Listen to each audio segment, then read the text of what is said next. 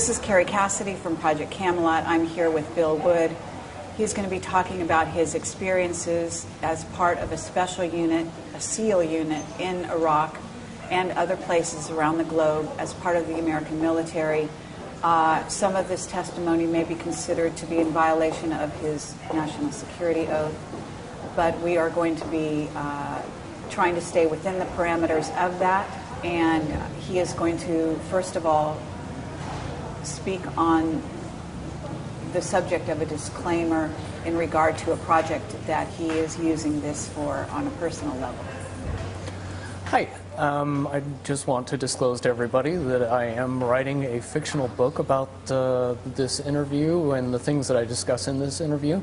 And the reason for this interview is for purposes of marketing that book. And that book, of course, is fictional. Okay, great. And so at this point, we are going to start in the beginning, and I'd like you to talk about why you came and contacted me and what group or groups you, in a certain sense, represent, if you want to use it sort of loosely in that term. Okay. Basically, I don't really have any group that I represent. However, there are many, many people, both former and current military, that have a huge amount of concern over what the members of the military know to be what's really going on in the Middle East and places that we are occupying currently outside of this country.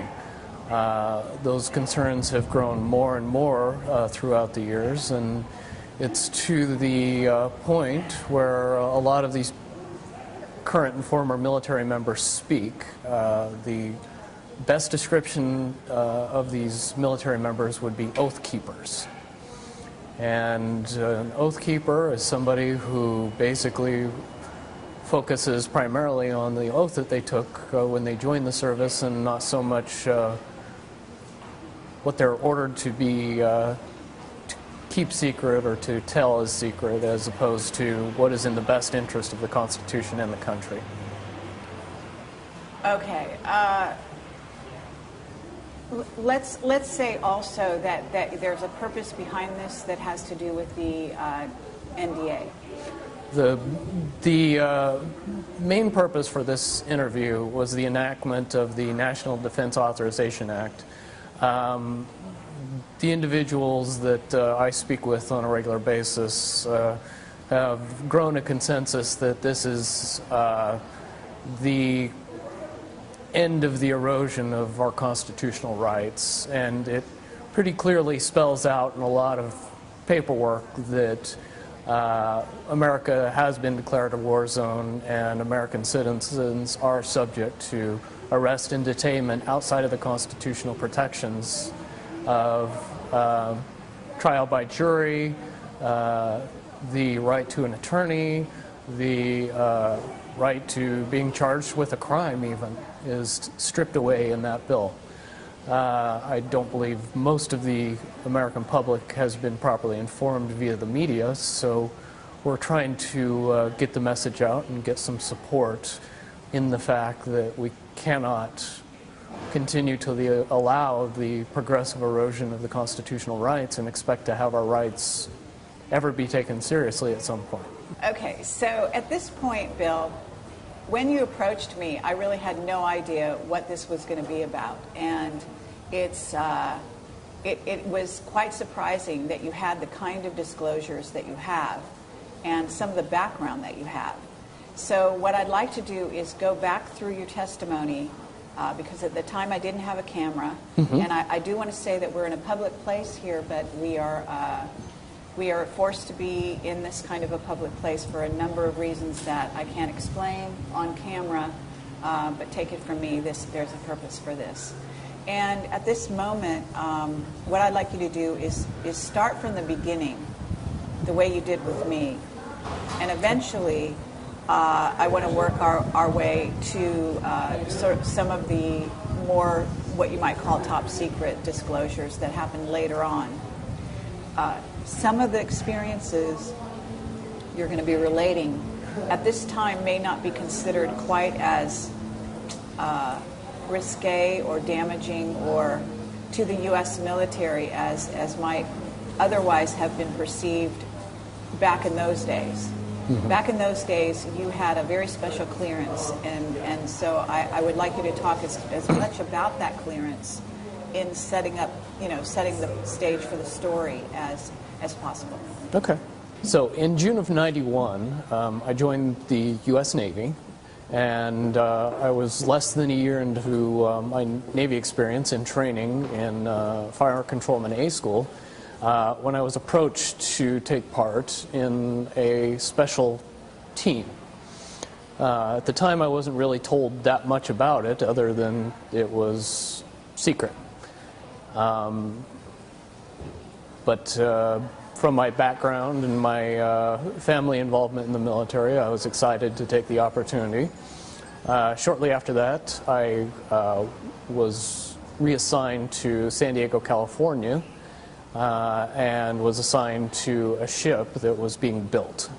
So that gave me a lot of time to go to schools, which that comes in handy at this point, because very quickly after that, I was taken to this special training school and found out the details of which were, the basic sense is that I would be controlling Tomahawk cruise missiles and using specialized equipment that nobody really knew about in order to fly those missiles from when they come over the horizon to line of sight of the target, and to drive the missile directly into the target and be able to verify prior to the targeting of any kind of building or designation that it is the target that we are looking for, and then it is approached, and the Tomahawk missiles are used against it effectively, and then we also do bomb damage assessment after that. Okay, but the reason you got involved in all of this is because the Americans found, was it during the first Iraq War that their Tomahawk missiles were going off target? There was a problem with Tomahawk missiles in the first Persian Gulf War, and if anybody can remember the baby food factory incident, when buildings tend to look alike, they have trouble, the Tomahawk missiles have trouble telling which one's which. And the problem that they had, or that they found they had, was that it made the missiles only about 70% accurate. And that was a big problem because we ended up blowing up buildings that the Iraqis would then put on the TV and say they're blowing up baby food factories. And that tended to negatively affect us on the news. So we had to come up with a solution to that problem. Okay, and so they brought you and people like you on board. Can you explain why you were selected? The primary reason I was selected was A, because of my background. I came from a military family, and B, because of my qualifying scores during training. I found out later that they selected the people who knew absolutely everything about everything and were very good at taking tests and very good at solving problems, which is what it eventually came down to. It was after that that I found out that I not only scored very high on the test, I got a perfect score on the test, which is one of the main reasons I was approached, and the others in my group were approached. Okay, so what kind of a test was it, though? Does it test your intelligence? Does it test your, I don't know, is there a physical test as well? The original test was the ASVAB test, and that is just a standard military test that tests many aspects of how intelligent you are, how you process problem solving, how you approach different situations, and ultimately how much knowledge you have on many, many diverse subjects. When it comes down to it, it's a overblown IQ test and relates mostly to your cognitive reasoning skills. All right. And was there a physical test as well? No, physical testing wasn't necessary for this project. Intelligence was more important. They later proved that the physical portion they could fix. The making somebody smarter, very difficult to do. Okay. Right here, I know that this is kind of going way ahead, but at a certain point you were trained and selected also, you found out later, because of your psychic ability. Is that right? I guess the proper term would be potential. Everybody possesses a certain amount of inherent ability towards upper level thinking. It really matters as to how prone they are to being able to effectively use it and not let lies get in the way. Okay, and so you were trained in a very special place to enhance those skills, is that right? Lots of special places, but one in particular that I think people would find most fascinating, yes. Which is? One place that I was able to train at in particular that people would be familiar with is Area 51. I was able to go there for a single training course that was popularly entitled Advanced Psi. And basically what that class did for us is teach us to use advanced intuition. Basically bringing out your ability to know things ahead of time, predict things, delving into reading minds and predicting the future, if you want to use plain English to get into it. And would you say that you were trained as a remote viewer? Certainly that goes into the ballpark or the wider spectrum of what we are being trained to do. The wide spectrum is to trust and hone and use your intuition effectively enough that you could rely on it in tactical situations to give you more information than your five senses were giving you. Okay. And you and the other people you work with were a group of 9 people, is that correct? We were a group of more than 9, but it was 9 people that operated. We had officers and senior enlisted that helped us and a support staff, but essentially it was 9 people that were trained to do the job. Yes.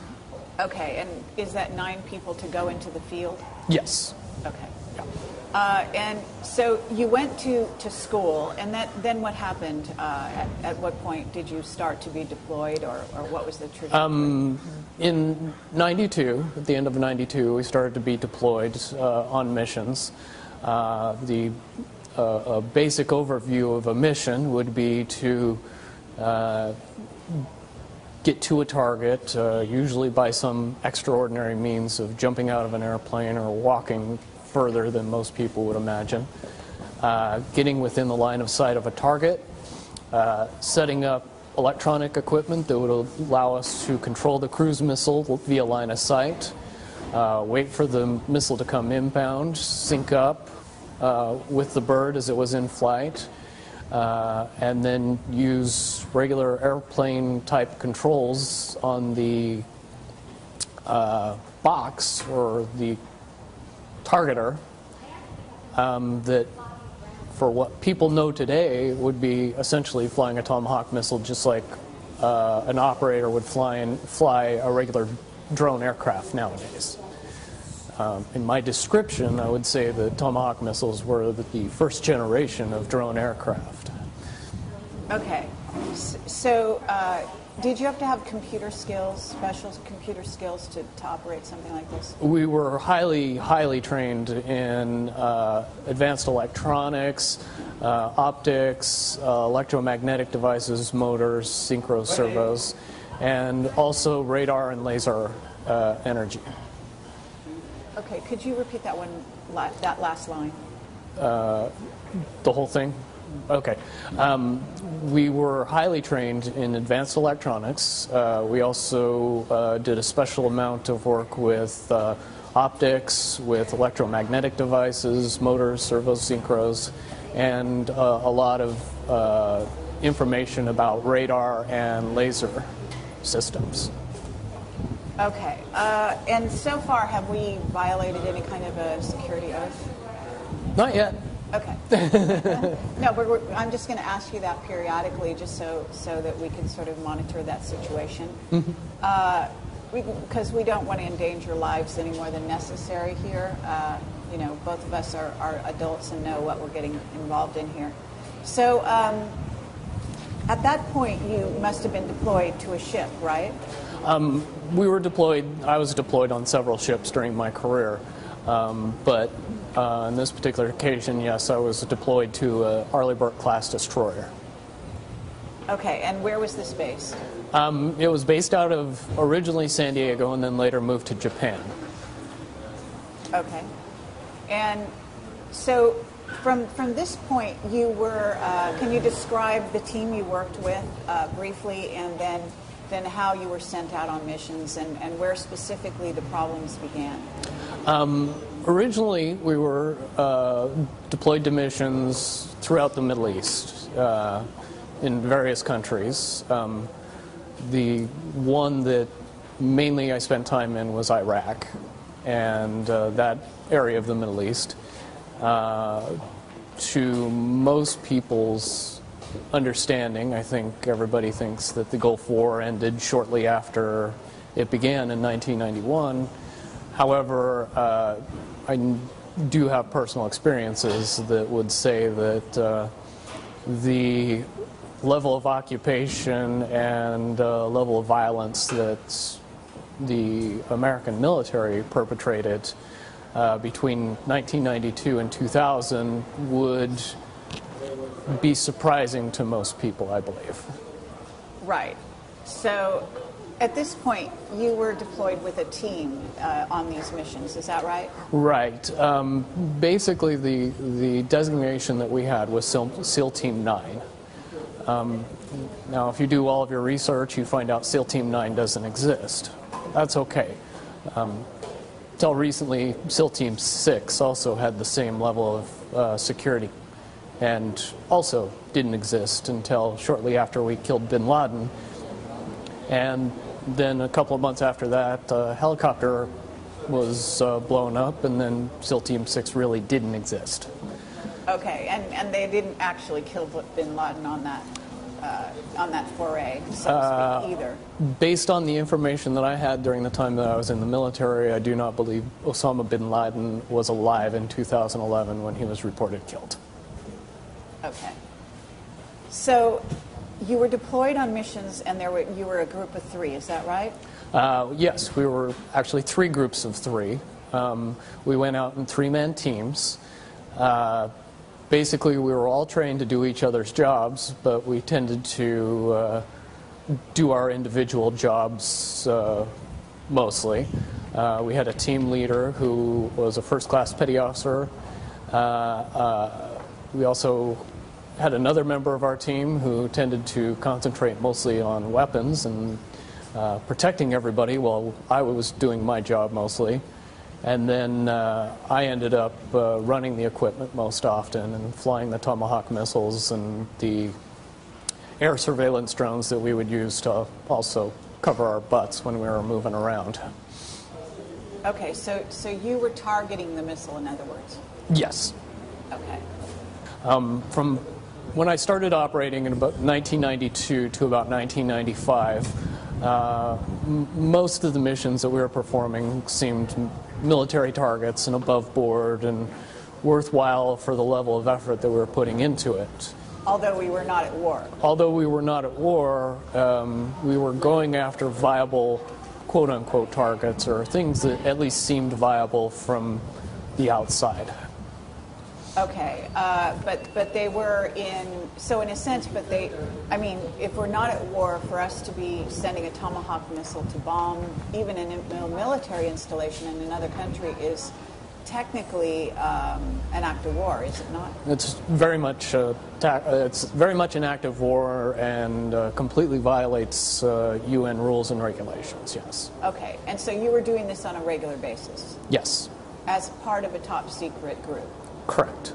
Okay. Are you able to describe what kind of clearance you had?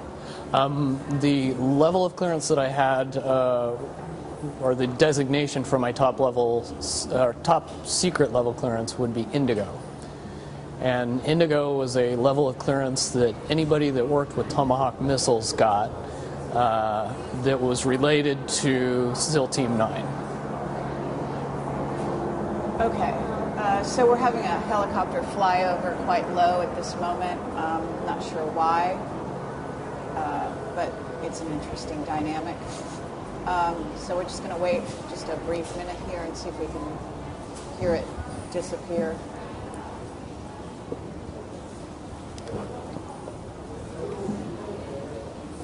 Okay.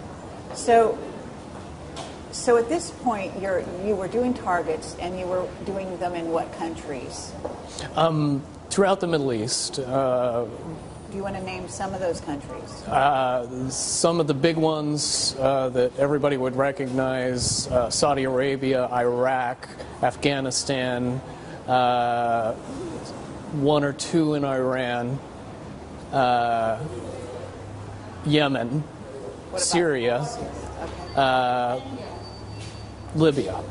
Those are the ones that people would be most appreciate knowing about. Would this be termed asymmetrical warfare? Very much so. Based on the fact that the level of industrial revolution complex material that we were using against these countries, they had nothing that could counteract it or prevent it. Okay. So let's describe the missile itself, its range and its capability, and then the idea that I think you said that ultimately you were targeting 2. Is that right? Correct. Tomahawk missiles are, yeah, you like that? Okay, we're having more helicopter flyovers here. Not sure what, we're in actually a shopping center in Malibu. I'm not sure why we would be having some flyovers here. Popular. I mean, there's plenty of helicopter activity in the Malibu area, but it's usually along the coast, just FYI. Okay, so moving right along, the capability of the missile itself. How Tomahawk missiles work, they're normally sea-based launch missiles. The primary launch platform was either a Los Angeles class fast attack submarine or an Arleigh Burke class destroyer. There's certainly other ships in the Navy's arsenal that can launch those missiles, but that wasn't their primary purpose.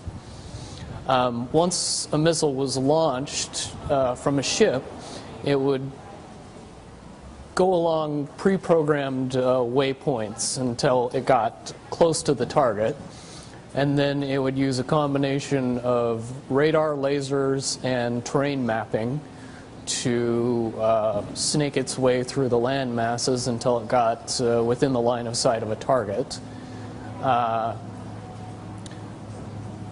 The official version of what a Tomahawk missile would do at that point was compare a picture of the target to a picture that it has in its database and designate itself upon that target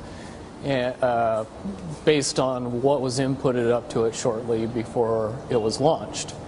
At that point, we could interrupt the flight path of the missile by syncing to it with a special piece of equipment. Okay, I'm sorry, we have a helicopter again flying very low over this building.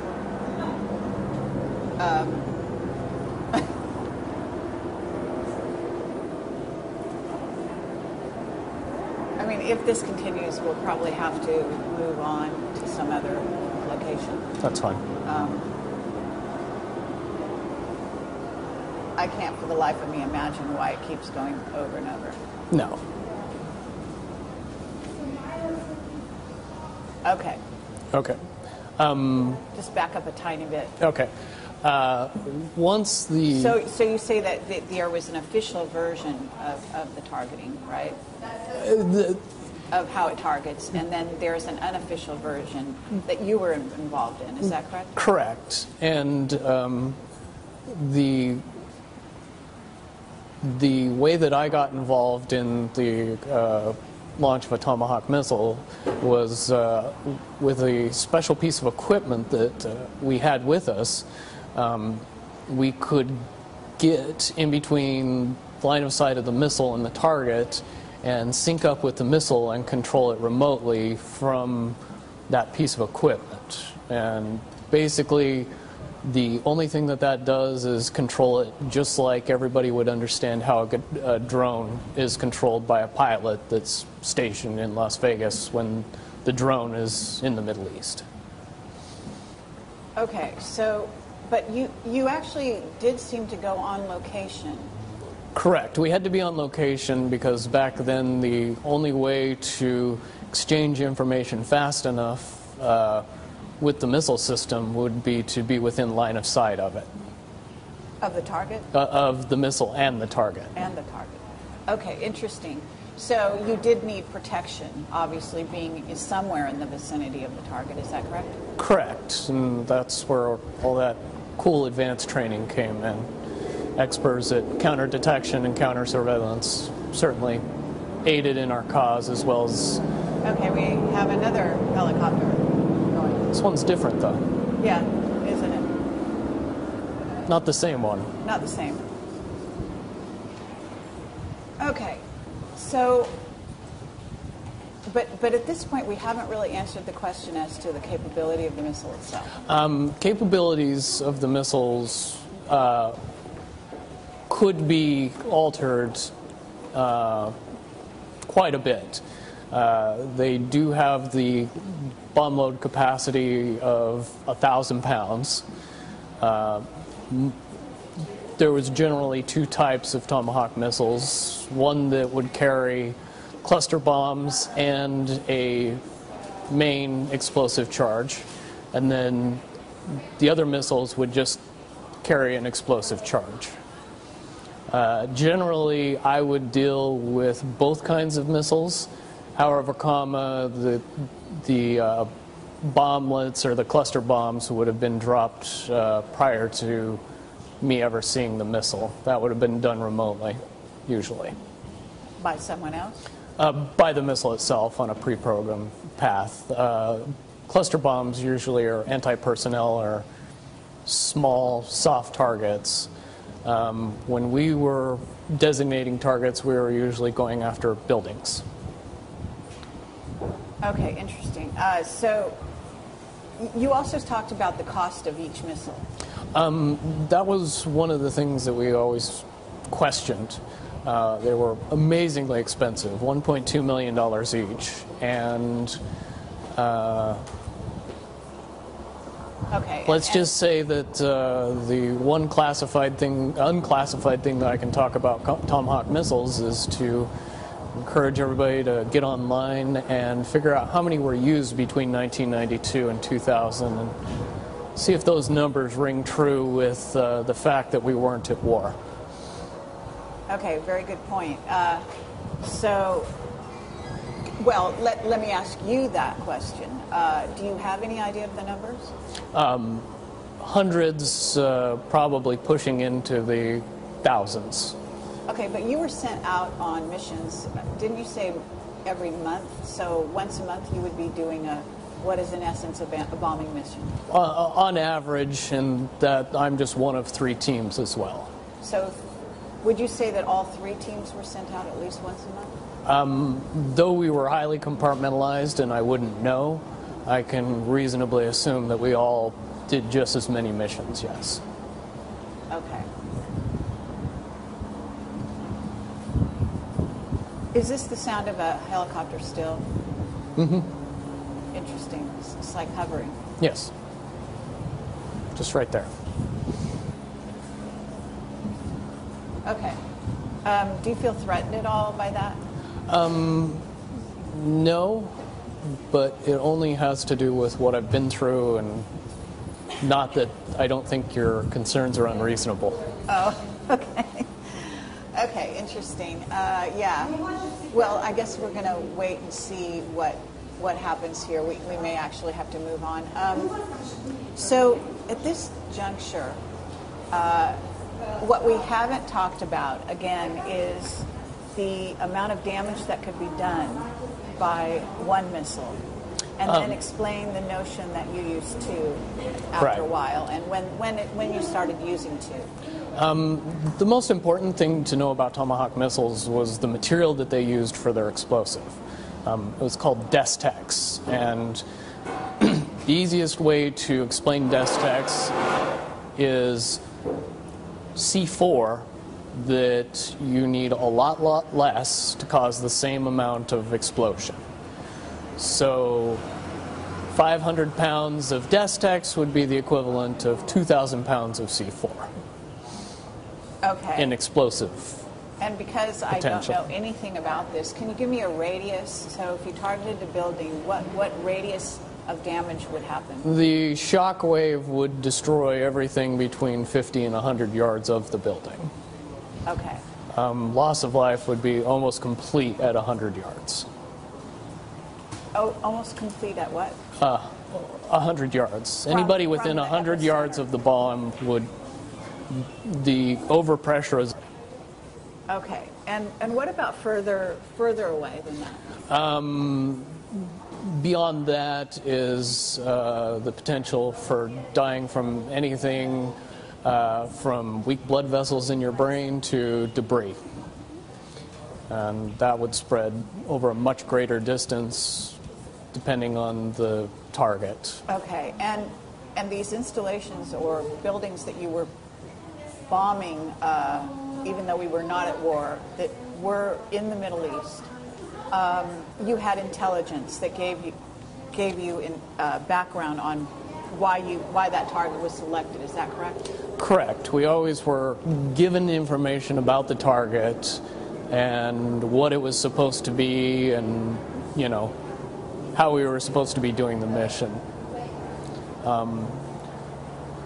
Later on, after we'd been doing it for several years, we tended to question that information based on the fact that we found that more often than not, the information was either kind of wrong all the way up to completely wrong. Okay. So I just want to make sure that we cover this sort of preliminary until you go to the blow-by-blow of what went on. And we are still having helicopters in the vicinity, in the background. What do you think? Should we change and go to my house? I think if we ever want to get it done, we should change. Okay. This is not going away. All right. Yeah. And I was thinking about that long before you were. Okay. I'm Kerry from Project Camelot, and I am here with Bill Wood. And we have had to move from our location where we were to a more private situation in order to take this testimony, because we have been overflown by repeated number of helicopters that simply did not want to go away, right? Nope. They were there long before the interview. Okay. But they made themselves very, very prominent during the interview, I have to say. So, and we will have kept that on this tape, and I plan to use that part, okay? But... I'm used to the attention. I'm sorry? I'm used to the attention. Oh, all right. Fine. Well, I'm not quite used to that degree of attention, let's put it that way. For me, this was something of an unusual situation. But at this moment, what I'd like to do is just maybe summarize what we've talked about before, because in case we do have any issues, having helicopters fly over is fine. It's a problem, of course, but if they're shooting an electronic pulse at the camera simultaneously, then the footage that we've already shot could have been affected. Mm-hmm. And what we have talked about has been excellent so far. What I'd like to do is recap it, sort of in as short amount of time as you can. Mm-hmm. And what we're covering here is, the team you were that you were part of, the part of the service, the special training, and the capability of the tomahawk. Okay. Basically, my military career was such that I was in the United States Navy from June of 1991 until June of 2001. In that time, I served in a special unit called SEAL Team 9. We were trained primarily to use us as an asset to control and handle Tomahawk missiles, cruise missiles, that were used inside the Persian Gulf region in the Middle East throughout the time frame of 1992 to 2000, to my knowledge. Those missiles were used in a capacity similar to what people would understand how drones are used today, both as intelligence gathering, but obviously the end game with Tomahawk missiles was to blow something up at the end of the flight. So that's what we would do over a secure link. We would get the equipment ready, wait for the Tomahawk missile to come inbound, sync up with the missile, and then control it through its terminal phase of flight. And then after detonation, we would do bomb damage assessment and then get out of the area quiet as ghosts. Tomahawk cruise missiles are usually sea-launched. So from that point on, you're in 1995 and you're still being called out. When you're not doing these assignments, these once-a-month assignments, you are on the ship doing other jobs? Yeah. We were perfectly capable of fixing regular radar weapons equipment and weapons platforms. I worked on one very specifically called Close-In Weapon System. I also worked with the Harpoon weapon system, the 5-inch gun weapon system, and the Aegis weapon system. So on an early Berg-class destroyer, I was qualified to take care of a lot of equipment, which came in handy. Okay. And so you were, and I guess, did you enlist? Yes. Okay. So this was a choice. Yes. There was no draft at that point. Everybody that was in the military was there of their free choosing. Okay, and I know this is slightly a digression, but you chose the military. Why? I come from a military family. My uncle was a command master chief in the Navy and retired after 30 years. I believe he made it up as high as somewhere between the 3rd and the 5th highest ranking enlisted person in the Navy while he was there. And when I was very young, I got to ride on the USS Missouri when it was recommissioned. And I was pretty addicted after that. Okay. That being a ship?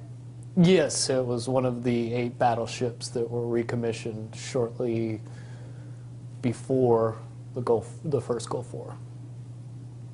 Okay. And did you have other members of the family that were also in the military, or just your uncle?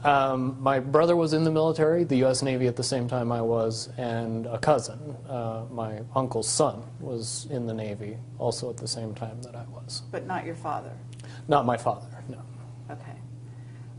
Okay, well, from this point on, 1995, you start noticing there's a change in targets. I mean, do you really think there was a change, or do you think that your perception for some reason changed? No, there was definitely a change.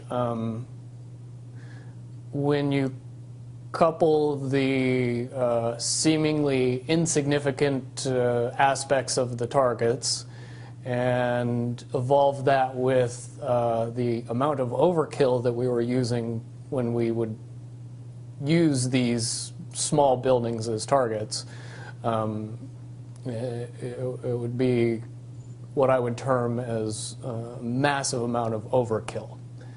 And it was when that started happening that we began to ask questions about, is the intelligence correct? Are we getting the right information? Why are we going after these, tiny targets with massive amounts of ordnance? Okay, and in many cases, it sounds like you didn't work in cities, as I think we talked about. You seem to be on the fringes in the country, and what you're talking about are really small villages. Really. Small villages, out-of-the-way places. In that part of the world, that's how most of the rural population lives. Large cities tend to be, relatively obscure in any part of the country except for maybe the capital. Okay. So at this point, it's 1995. What happens is there any incident that specifically happens? It progresses up to April of '97 when we were out on a mission, and like I was telling you about the dual tomahawk missiles, normally it wasn't a big deal. They would come in right behind each other. It would be boom, boom, and there wouldn't be many issues. But in April of '97, I had an incident where the second missile came in 5 minutes late. And I was faced with the prospect of hundreds of people pouring through the debris of the first Tomahawk missile, being right on top of where the second Tomahawk missile was going to be designated. It would have killed hundreds of innocent rescue workers if I redesignated that target 5 minutes later. I had an aspect of conscience that made it so I chose not to detonate the second missile on top of those rescue workers, and that was against standing orders and got me in a lot of trouble. Okay. So, but can you describe it in a little more, fill in the blanks, for the people that are listening, because this was a village in northern Iraq, was it not? Correct. And then also describe, maybe a little bit more blow by blow that incident and what you did with the missile. When the first detonation went off, it took out a small two-story building.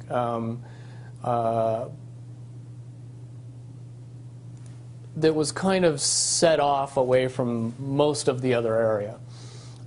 When the missile did detonate, a huge number of people from the surrounding village came in to go through the debris and find any survivors and help people that were injured, because there was a large amount of collateral damage in and around the building as well.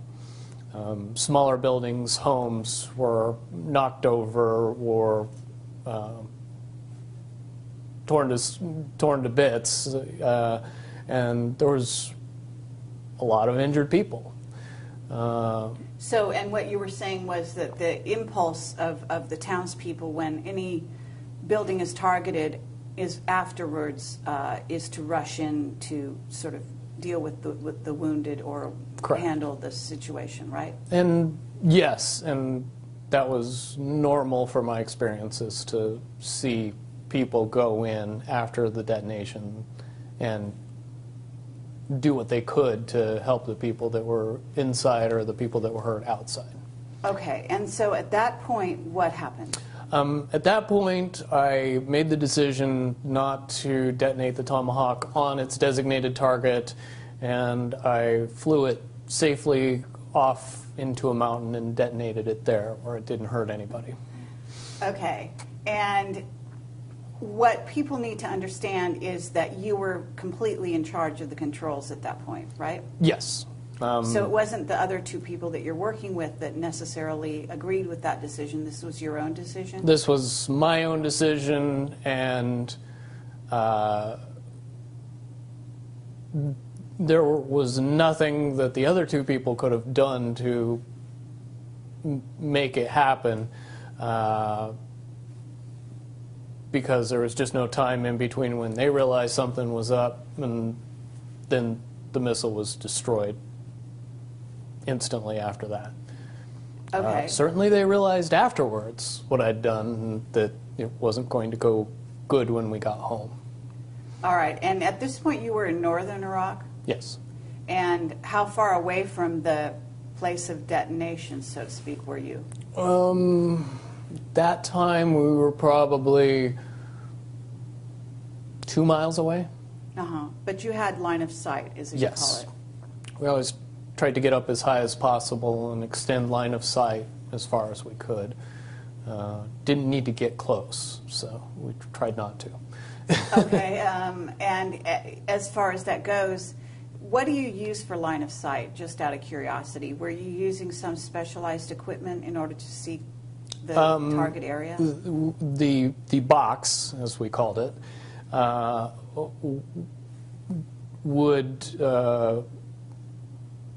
use a narrowband microwave frequency that was encrypted to sync up with the missile when it came into line of sight. The reason we would use that type of communication is because it was hard to interrupt or jam. Okay, but so your visual was good. Is that what you're saying? Well, we would have visual of the target, but I would also have visual of the target via the camera in the Tomahawk. So I see. I could So you fly were it actually, via the camera. Oh, really? So Yeah. you actually were riding, in a sense, riding along with the missile when it went to its target? Yeah. Wow. The fact that there's cameras in Tomahawk missiles was ultra top secret. And then I happened to notice when we were launching Tomahawks on Libya just last year that they showed the camera picture from the Tomahawk, and I just wondered if most people knew how many things they saw on TV that 10 years ago were ultra top secret. Okay. Yeah, well, no, I think that that's important for people to realize, is that what's happening right now is that we have an asymmetrical war being conducted just as it was back then. The difference, I think, is that some of these incidents do get reported in the news. We do hear about the U.S., for example, attacking in areas of Pakistan, areas of Syria, from what I understand, periodically, right? Yes, and a lot of that information doesn't come from journalists or news reporters. It comes from assets that I would say are doing what they can to fight for the country, even though they work for the military. Okay, okay. To trying to get the word out as to what our government is actually up to. I believe the proper term is whistleblowers. Okay. Hee-rah, or as they say, whatever. So what happened? Okay, so this happened, and then what happened when you returned? Or what was the trajectory? Nothing per se happened when I returned, but a month after that incident, I found myself facing general court-martial for unrelated charges. Okay. So you literally went back to base and there was no repercussions? No one said, what did you do with the other missile? Why did you fly it off target? During debrief, I mean, there was some very upset people, and why did you do? And many conversations with many different people about saying exactly what I said to the person before them, but I was adamant that it was a mission gone bad and I wasn't going to kill a whole bunch of rescue workers, and I thought it was left at that. So you continued to be called on assignments after that, right? You and your team. I didn't go on another mission before I was facing court-martial, no. And what was the period of time between those two things? It was a month or less. Oh, so you immediately were, it's pretty much, I mean, 1 month of downtime, and then you were called into court-martial. Mm-hmm. Okay, and that was for what? That was for what they said was child rape, which it definitely was not true. Okay, so basically you're based on a boat, ship, from 1992 until this time, which was 97? Yes, I was based on a ship, but realized we weren't always on the ship and we weren't always in the Persian Gulf. Okay. So was this on leave, an incident that happened when you were on leave? This was an incident that happened 2 years earlier when we were back in home port in San Diego. Okay. And just to summarize that quickly, the situation was what? The situation, what actually happened was I found myself in a situation where I was having consensual sex with a 16-year-old girl when I was 25 years old. Not what they characterized it in my court-martial as. Okay, so she was 16, but you thought, but even that was underage, or I don't even know what the laws are. Well, the laws in California at the time were that 16 and 17-year-olds could consent. That law has since changed. Now it's a misdemeanor for 16 and 17-year-olds to have sex with people over the age of 18, which is why I didn't get charged in the civilian community. I was charged via court-martial.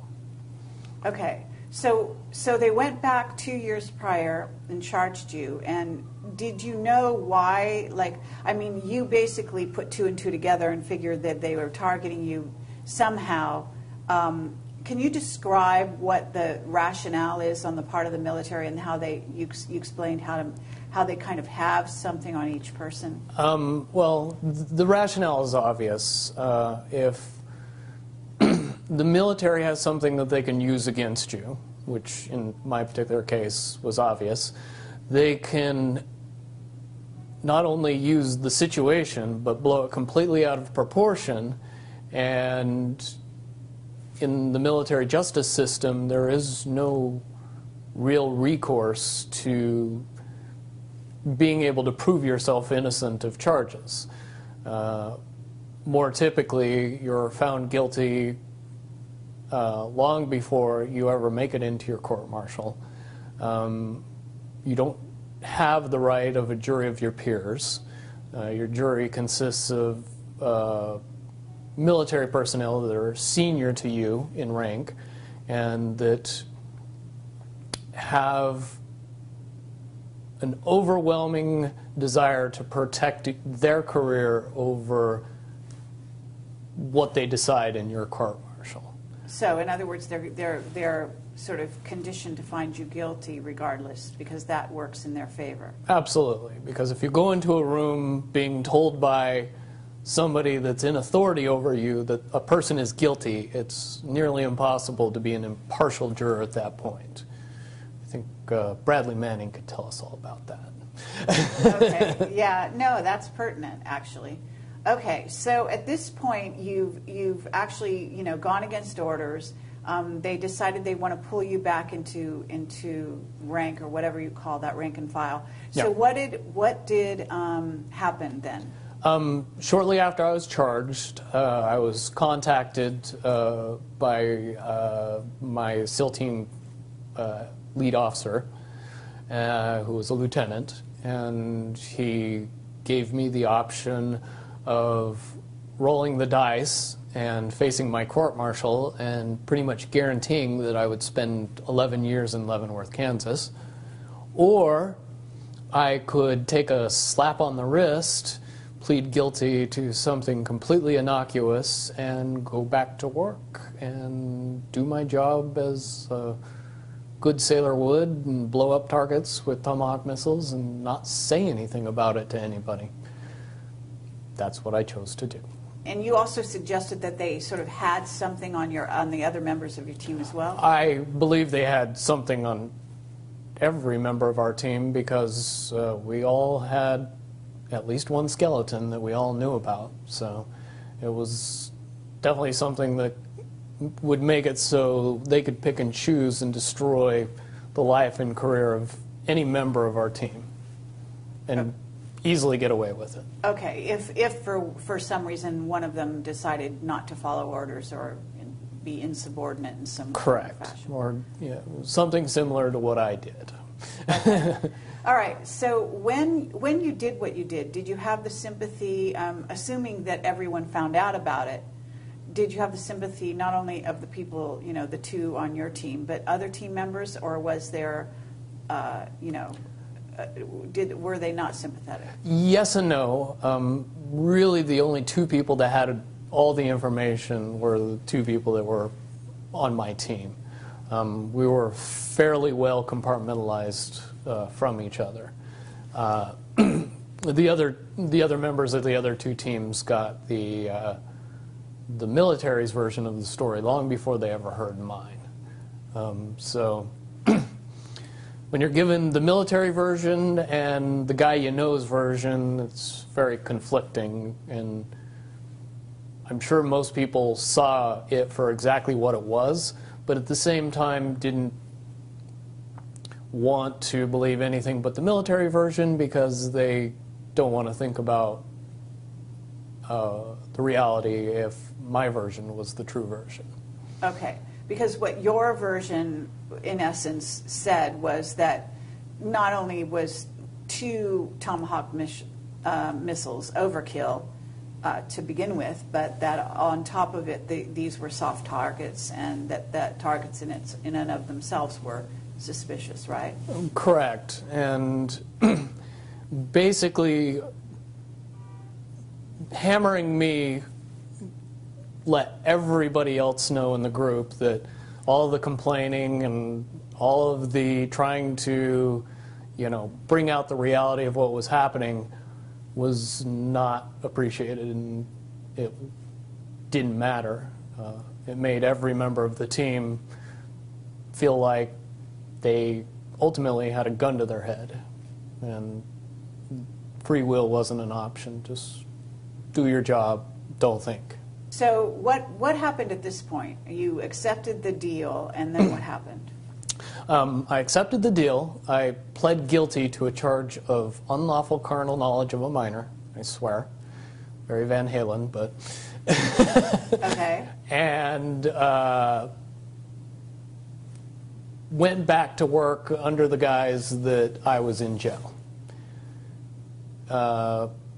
Everybody that I was related to or that was involved in the court-martial was told that I pled guilty and went to jail. What actually happened was I pled guilty, got on an airplane, and proceeded to spend the next 3 years in the Persian Gulf doing my job. Okay. Interesting. So you're saying the civilian world, is that what you're talking about? Yes. The civilian world heard you were charged with this and pled guilty. Mm-hmm. Okay. So then you went back to work, and you were basically so then at that point what happened? I mean, you continued to target soft targets? At that point, it was fairly obvious that we were the team that would get the hardest targets. Not militarily hard, but the hardest to blow up. Meaning the softest the targets? softest targets, the one that were most obviously not military assets, not worth the amount of explosives that we were using. At that point, the targets became plainly obvious that it was a terrorist-based mission, and the reasons that we used the missiles and the explosives and where we targeted was to scare people and not to blow things up. Okay, but you did blow things up. Yeah, but it was not... The destruction wasn't the main mission. The main mission was to scare the people that survived and get them talking. And was it to turn them? I guess I'm kind of It's interesting because at that point they have like a captive audience, so to speak, in you guys, such that they can do whatever they want with you, and you can't complain, you can't object, because you're sort of under a certain level of coercion to be quiet, right, and do your job, Correct. regardless of what they ask you to do. So they can really sort of run you all over the countries, doing whatever they want. But how does this sort of state-sponsored terrorism, as it were, facilitate an agenda? Do you know, like, how it links up? I can see it more properly in hindsight now, but it's very easy to understand. What we were doing was creating the problem. When enough people are left behind with enough dead and injured relatives that strapping a bomb on themselves and doing a suicide mission seems very reasonable. After you've been after targeted your mother, your father, your wife, your sisters, your brothers, your sons, your daughters are killed in a tomahawk missile attack, which they knew would be an American attack, right? They knew better than anybody that they were American missile attacks. Okay. Most Iraqis were well aware of tomahawk missiles, what they did, how they did it, and more importantly, how many people they killed.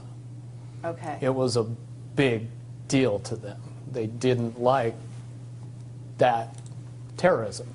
So in a sense, it was homegrown terrorism being bred out of these incidents that Correct. the U.S. was actually creating the problem, as you rightly said. Correct. That also coupled with our occupation of bases in Saudi Arabia. Plenty of people in Saudi Arabia were very, very unhappy about us being there long after the first Gulf War. This is 1997. You've been called back on duty. And you said for the next 3 years you're given targets that are highly suspicious, and basically we are creating terrorists that will sort of facilitate the so-called war on terror by actually manifesting that ourselves. Correct. I can unequivocally say that the targets that we were given and the way we were used was solely for the purpose of creating massive amounts of fear in the general public of northern Iraq, and rumors and stories of which filtered all throughout the Middle East. Definitely in 1998, I would say that the average Middle Eastern person knew for sure that the U.S. military was targeting civilians under the guise of combating terrorism. At that point, your sort of mental state must not have been great, right? No. I was very distant and dark. I was only able to deal with the fact that I had to do what I did because I knew that the consequences would just put me in jail. Would you say that that was true of the other team members as well, or? Certainly, everybody was well aware of my situation after that, and my situation, coupled with the targets and the evolution of what we were doing as far as warfare, was plainly obvious to everybody that was performing missions. Okay. So what happened then at that point? Basically, we continued on and continued on to go after these soft targets and do our jobs and not really say anything. That climaxed in December of 2000 for me and my group.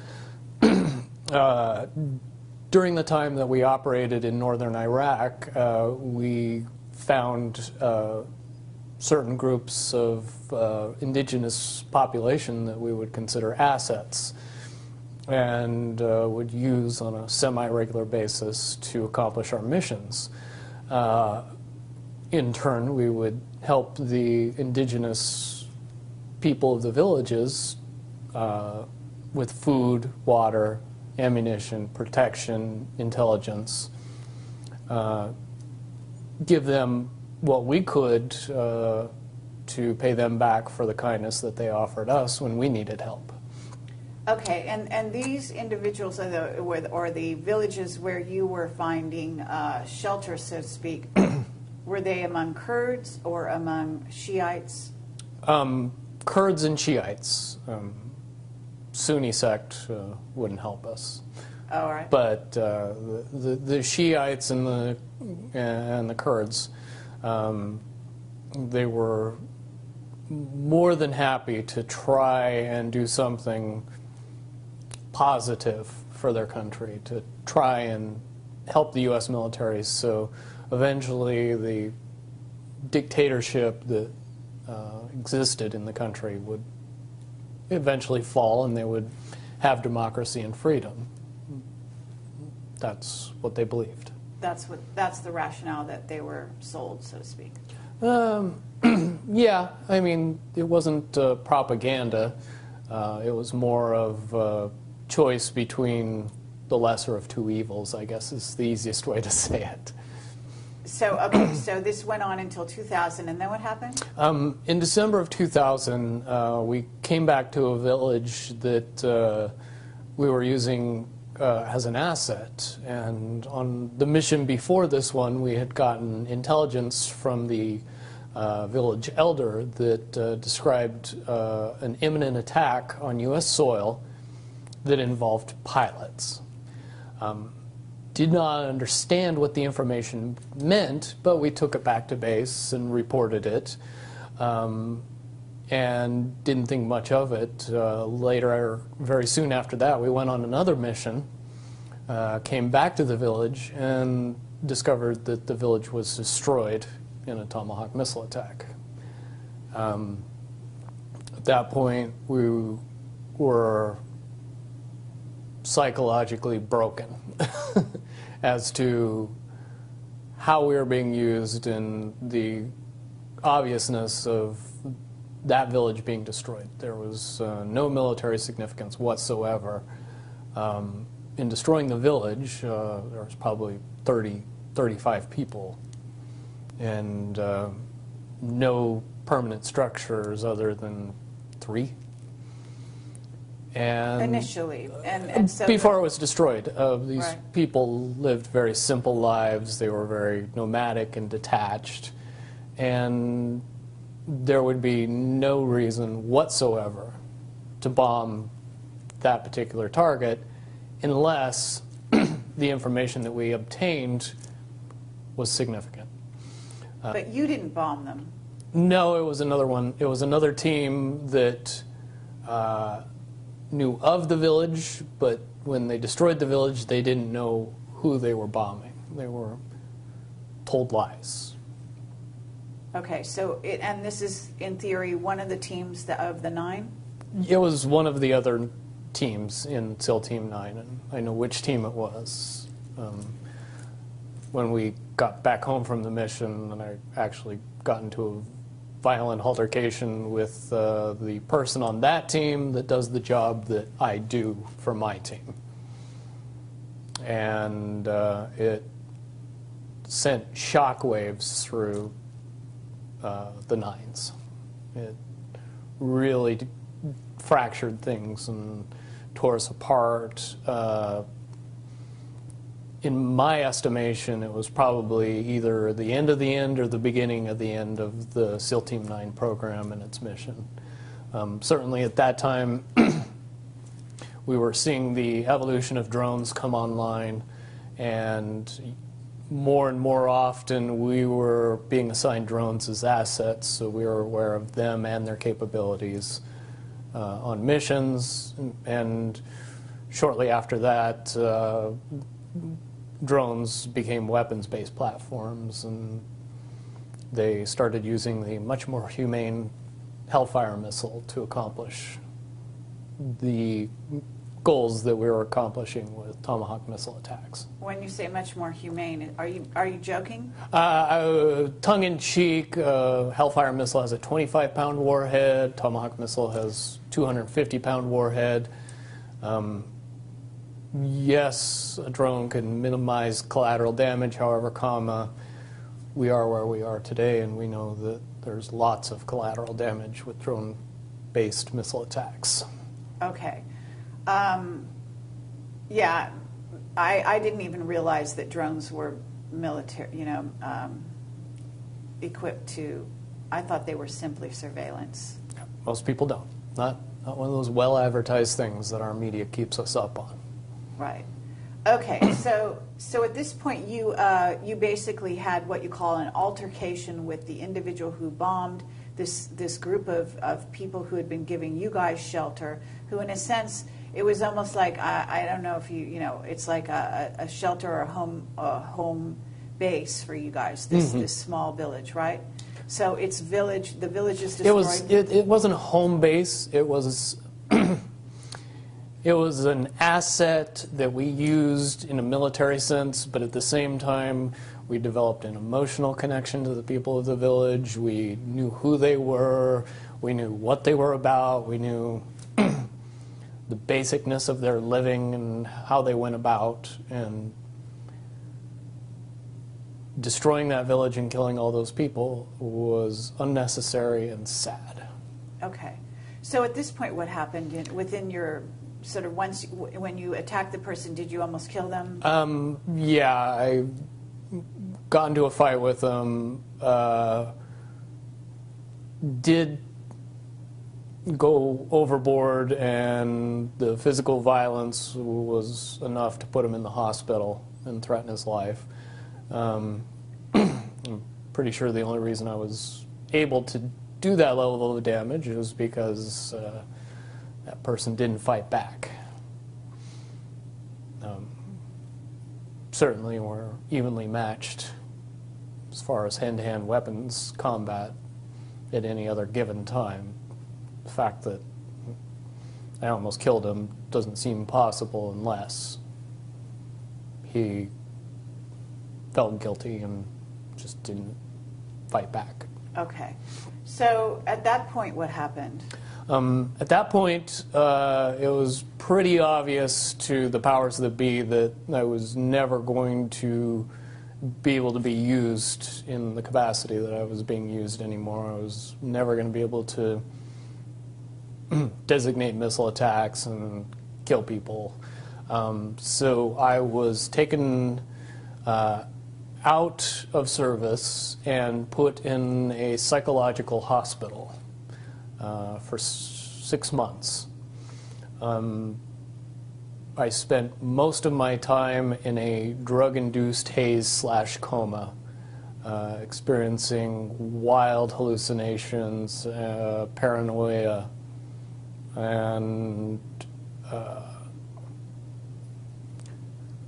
treatment programs that focused my mind solely on fear and distorted reality and believing in a bunch of things that were only manifesting themselves because of the drugs, the hallucinogens, the psychotropics. So they were basically messing with you at that point through, would you call it mind control techniques? I would more correctly characterize it as mind destruction or psychological destruction, stripping me from all reality as far as, up and down, left, right. Perception became something that was very fluid and could be influenced very easily. Okay. So, and this went on for 6 months, did you say? 6 months. Towards the end of the 6 months, the drugs stopped. I came out of my cloud I guess is the best way to put it, and was told that I was being released from the military, and that everything was going to be fine, and that they just made the decision that I my 10-year mark, which was when I was supposed to get out of the military. I was pretty happy about that, especially after the 6 months of what I would easily classify as torture. I would have done anything to get out of that. I understand. Would you say, though, that, and you alluded to this off camera, the coincidence is a bit sort of mind-bending, if you will, that you actually got out on your supposed planned release date, Correct. had none of these other altercations, et cetera, happened along the way? According to my court-martial, I should have spent 11 years in prison. According to paperwork that I have, I spent exactly 3 years and 1 month in prison and got out at exactly the time I would have gotten out if I would have otherwise been discharged. So the two questions I would ask is, do we normally let people out 8 years early, and do we normally pay them while they're in prison? I don't think those would be easy questions for anybody to answer inside the military right now. And I've proven that since I've gotten out. You know, there's so many avenues we could go down, and I did ask you to watch the video of Duncan O'Finian, which you weren't familiar with prior to our No, interview. didn't know he even existed prior to you mentioning it. So. Okay, and do you want to say your reaction to seeing that? My reaction would be mostly based on my perspective and what I know. And in a word, the things that I heard and the information that he gave were eerily similar to many, many aspects of my training.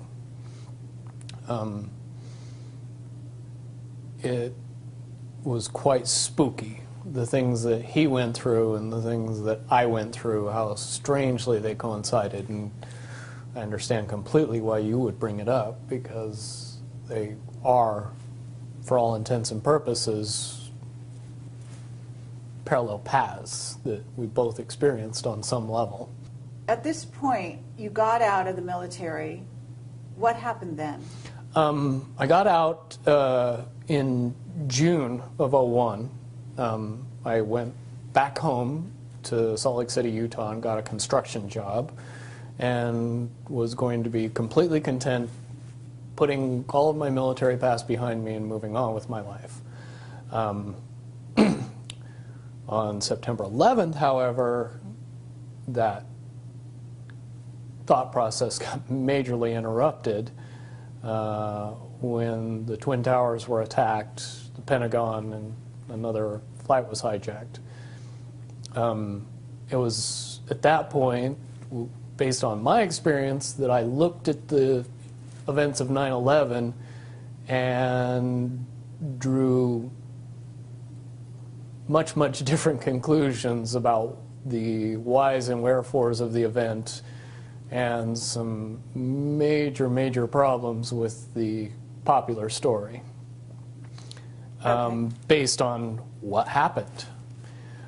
Certainly if you're the guy that for 8 years drove planes into buildings, you might see the correlation between somebody coming back and doing it to us. But when you're saying drove planes into, you're actually referring to the Tomahawk missile as a kind of a plane? Tomahawk missile flies like an airplane. It acts like an airplane.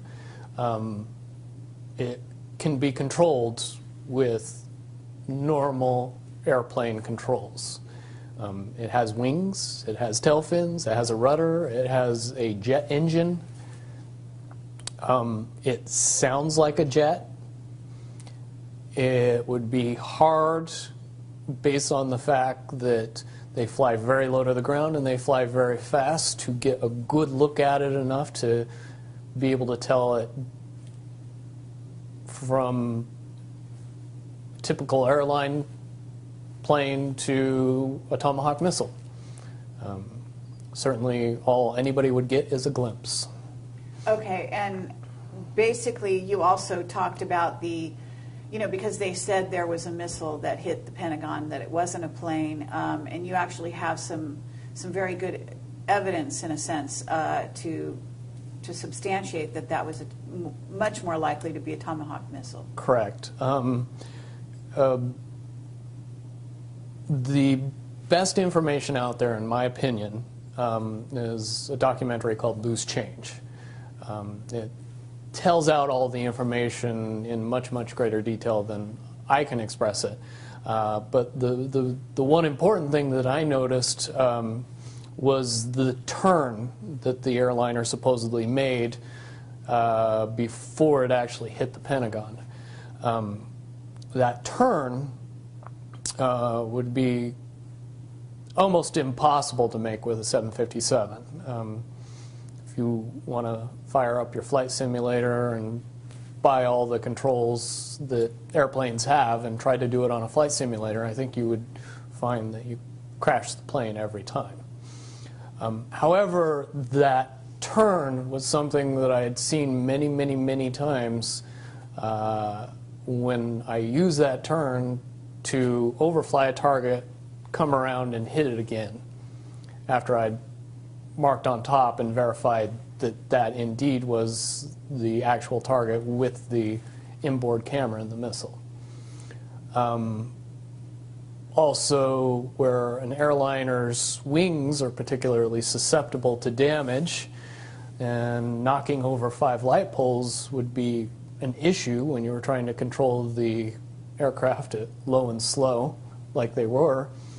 Tomahawk missiles' wings are reinforced and aren't filled with fuel, and very, very hardened surfaces that make it so if the missile's ever attacked, it would still fly into its target. Certainly it could knock over 5 light poles and not even blink before it hit the Pentagon. The other eerie part about the whole situation is that it hit the Pentagon at the one area of the Pentagon that had just received a reinforcement or an upgrade that made it the most reinforced part of the building. The part of the building that would be damaged least by an attack. Couple that with the fact that there wasn't any jet fuel blowing it up, and that the wingspan of an airplane driving into that building doesn't match a 757.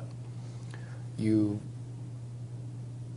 model a Tomahawk missile and its flight path and payload and wingspan and all the other technicalities of it, and I think you would find that the estimated damage of what that attack would cause to the Pentagon at that particular area would fit very nicely with the actual damage that happened to the Pentagon in that particular area. And the fact that they had evacuated, or at least that a lot of people were not there, and that, didn't you also allude to the fact that it appeared that there was evidence that Cheney had been waiting for the in the documentary Loose Change, it does have some pretty damning evidence that the vice president was well aware of the attack. Then again, you could look at the reaction of President Bush at the time, that he was notified and realized, assume that somebody knew something ahead of time. Well, his reaction would be stereotypical of that, in my mind. What you also alluded to was the idea that you weren't the only one who, or your group, your SEAL team, weren't the only ones that had received advance warning of 9/11 during the time prior to that. Is that right? No, I would say most government agencies received some notification or some warning of the attack ahead of time. Certainly there's more than enough actual evidence out there today that's as easy as getting on YouTube and doing a search to find. after that, I spent a lot of time and effort going back and connecting a bunch of little pieces of information that, if somebody was doing their job back then, could have easily determined exactly what was going to happen and prevented it. Okay, meaning you went back and looked at intelligence that had come in over the years, or? Not over the years, but over the weeks and months prior to 9/11. Okay. So at that point, you're in a situation where you have actually been sort of, as you call, flying these planes into buildings using tomahawk missiles. 9/11 happens. You suddenly, in a sense, that's like a wake-up call, I would imagine. Oh, it was a huge wake-up call, because now I knew what the incident involving pilots was all about. And if I knew about it, who else knew? Who else should have known? Lots and lots of questions came into my mind very quickly. And also watching the demolition of Building 1, 2, and 7, based on the fact that I've seen a lot of buildings blown up. And I've seen a lot of buildings demolitioned on purpose. Most Americans haven't seen a lot of buildings blown up. They've just seen a lot of buildings demolition on purpose, and really can't separate the two. When they see a building being demolished and hear it's being blown up, they mesh those two together and just assume that that's what they saw. If you know anything about the physics of explosives and actually blowing buildings up, very rarely, no matter how much ordnance you use on it, does it fall down completely, even tiny buildings. But what I saw on that day was buildings falling down as if they had no structural support anywhere throughout the building. In other words, a demolition. The only way that can happen is if all of the support throughout the building is removed specifically on time and on purpose. Certainly if Tower 1 and 2 fell down the way from the destruction that they said that it fell down from, the top of the building would fall down, and then it would slow down because it was meeting the resistance of the structure below it. That never occurred. It fell straight through the building all the way to the ground with very little in the way to stop it. Again, any demolitions expert could tell you beyond a shadow of a doubt that that's absolutely impossible. You couple that with the information that when the Twin Towers were built, that they were built to withstand a 707 attack, and they were engineered specifically for that possibility. And you know, the 707 and the 757 aren't that far apart in dimensions, fuel payload, fuel to weight ratio, actual weight, pretty much all the same thing. Prior to 9/11, all of the information says that attacking either of those buildings with an airliner and driving it into the building couldn't knock it down.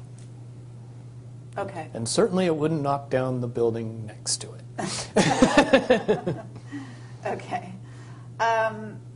So at this point, you know, because this is not really, I mean, 9/11 plays in, but this story goes on beyond that. So at this point, what happens in your life? What goes on?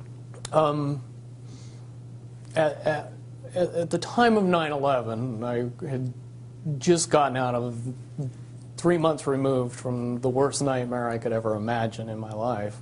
I was not anxious to go back to that. So I kept my head down and I didn't say anything, and I wasn't about to tell people what I knew.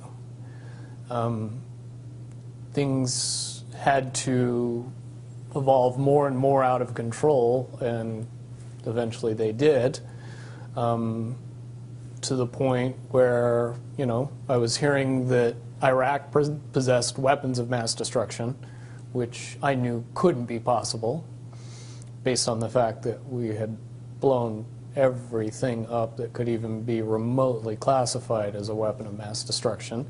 The country was not capable of sustaining a weapons of mass destruction program based on the amount of devastation that we had been pouring on it for the past decade.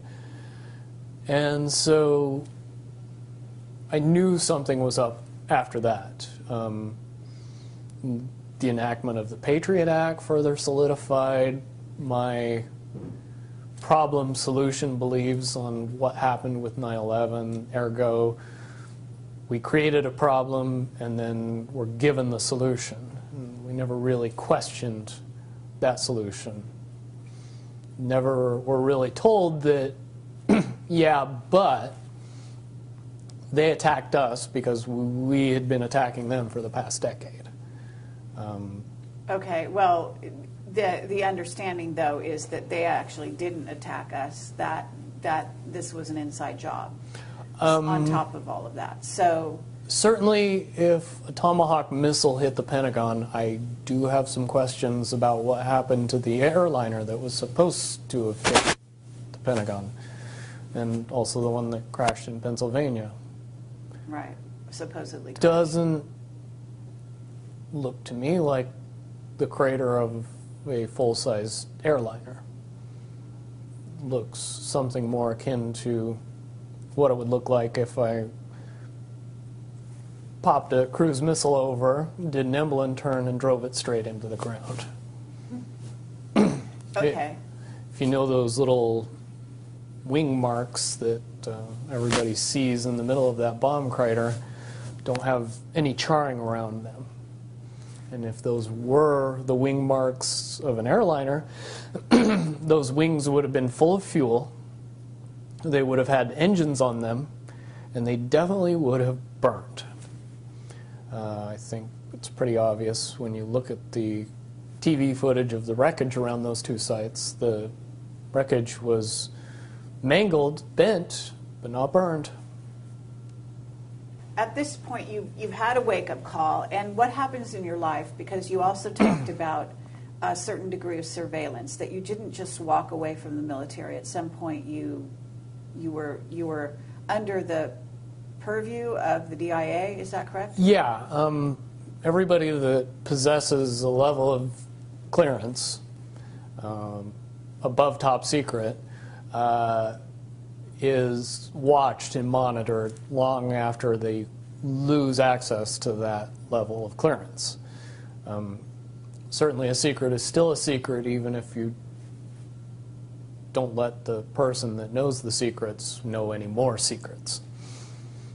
So no matter what they did, I possessed a huge amount of information that the population in large needed to be kept secret from.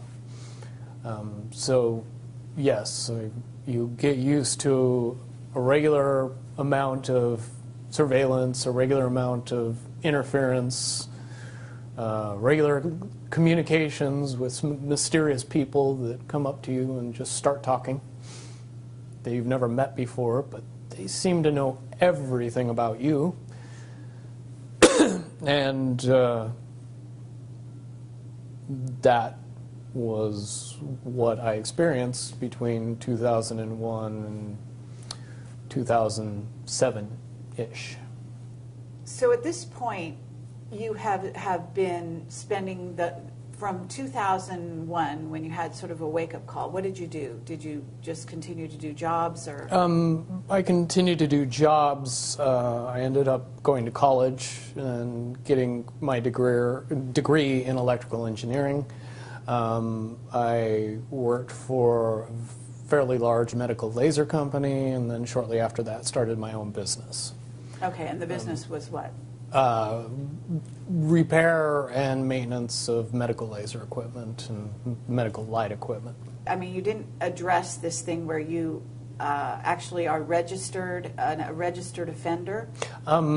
Yeah, that was part of the monitoring program that worked out very effectively. When I was discharged from the military, what they didn't tell me is that I was not going to be given a choice. I was going to be forced to register as a sex offender. And I basically had to either sign paperwork that said I would agree to that, or face my criminal sentence and go for another 8 years in Leavenworth. Once again, I made the obvious choice and got out of the military and decided that the registration program wouldn't be nearly as big a deal as going to jail. Okay, so they registered you in, I don't know, is this was this known neighborhood? I don't know anything about it. The registration program, when it started out, was fairly innocuous. Rather, the worst part of it was having your picture splashed online with a bunch of other people who probably had more inclination to going after children than I did.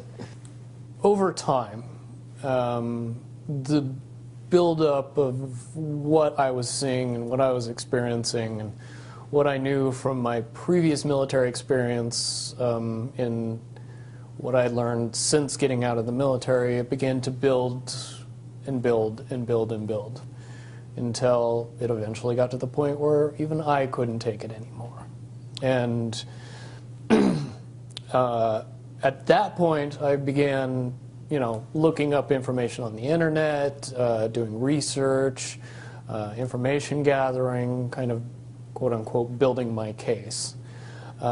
Shortly after I began doing that, I was contacted by a group of people that were also doing the exact same thing and were much more aware of who I was and what my experience in the military was on a top secret level.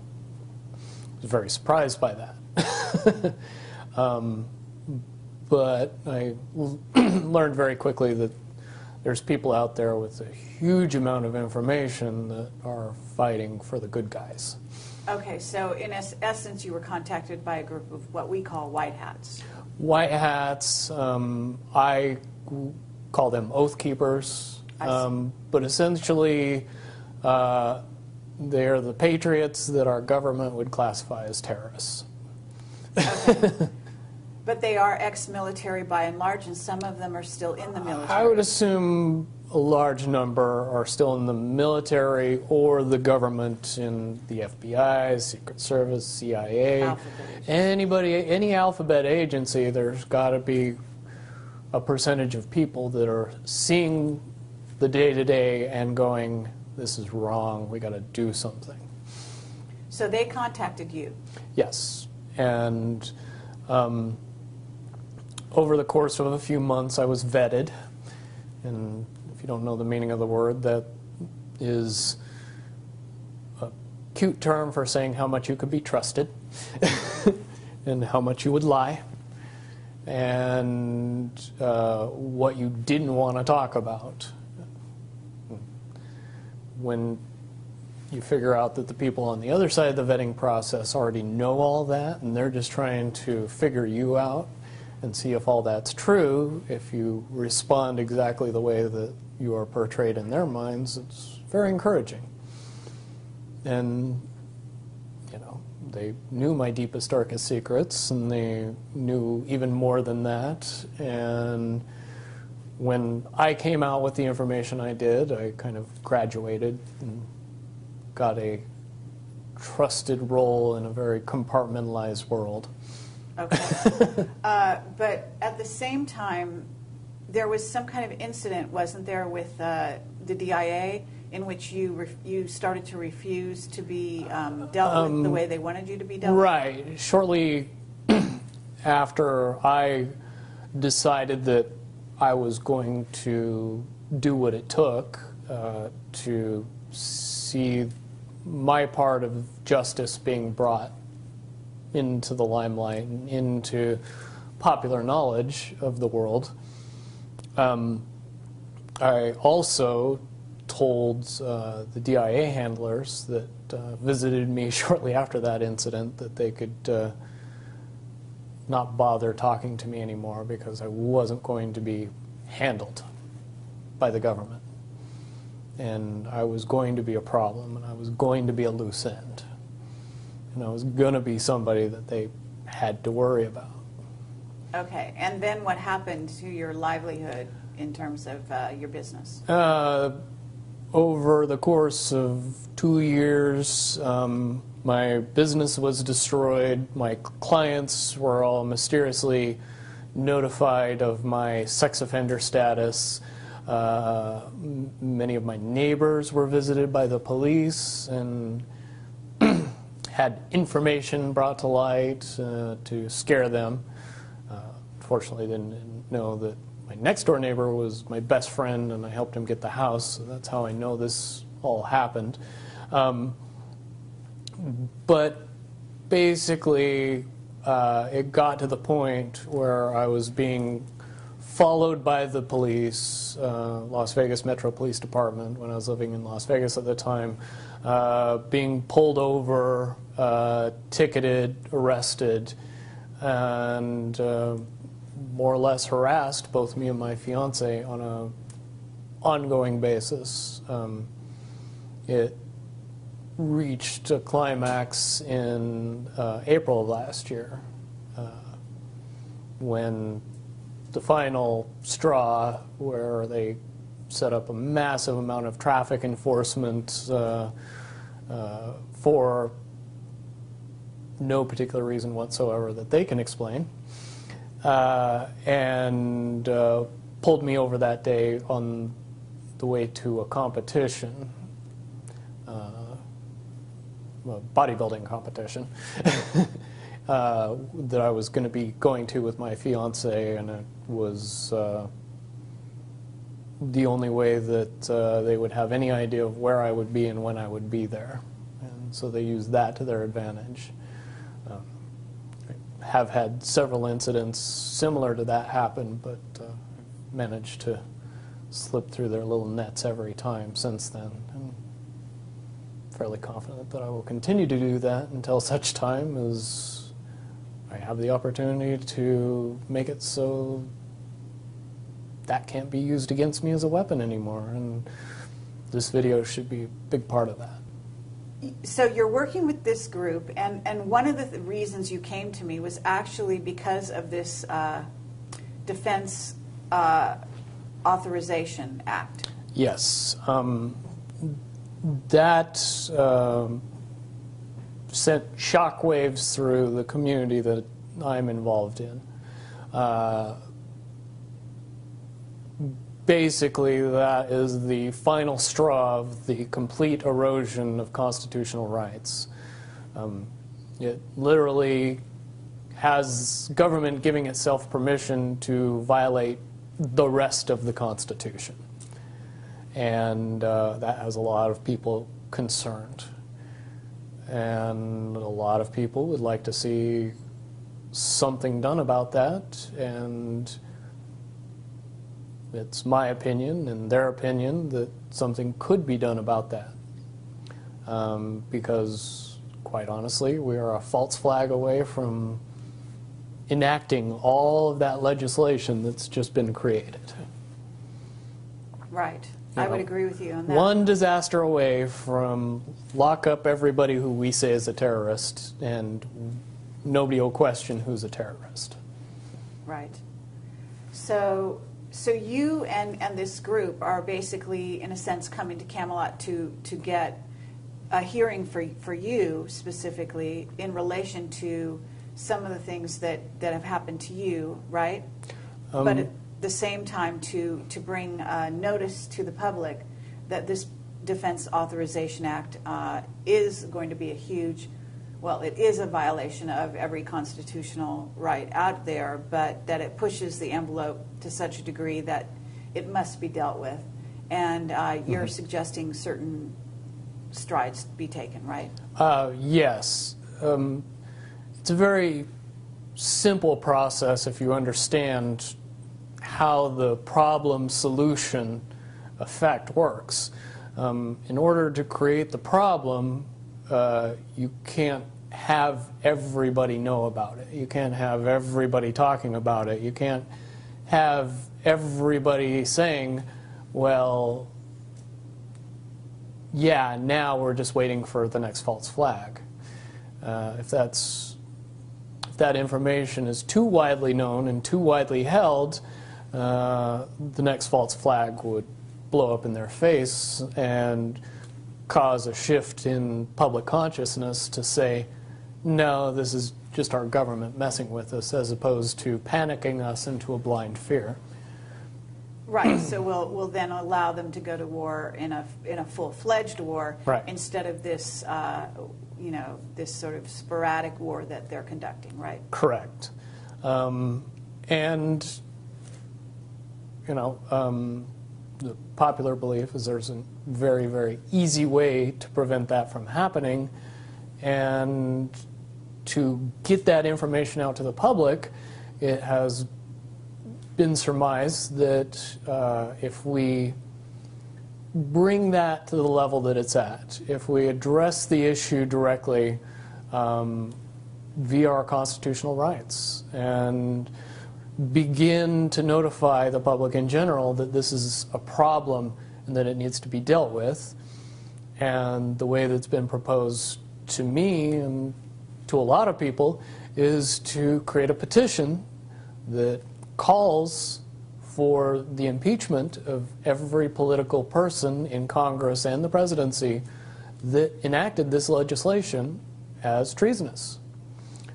Because it is treason to attempt to alter the Constitution through an unconstitutional means.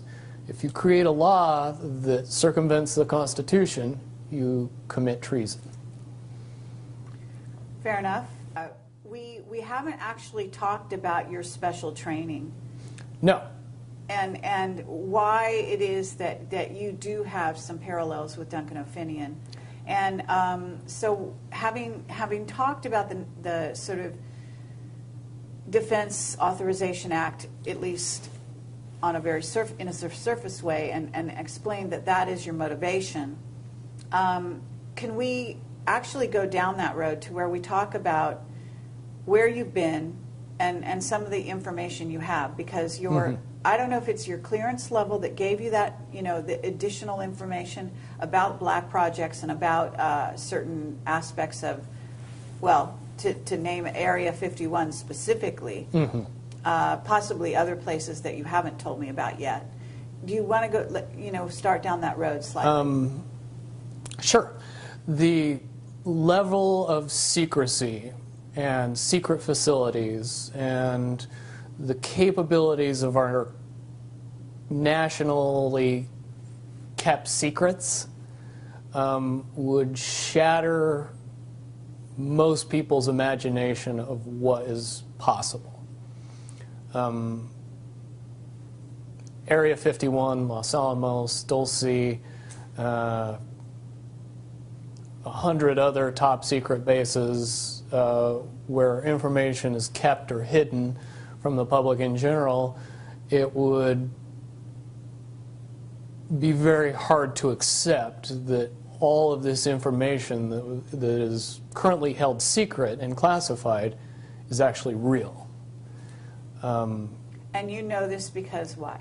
Because I've experienced things in the military that I've then told people about, and by and large, people that have never held a top secret clearance would call me either, at the mildest, a liar, the greatest accusation, crazy.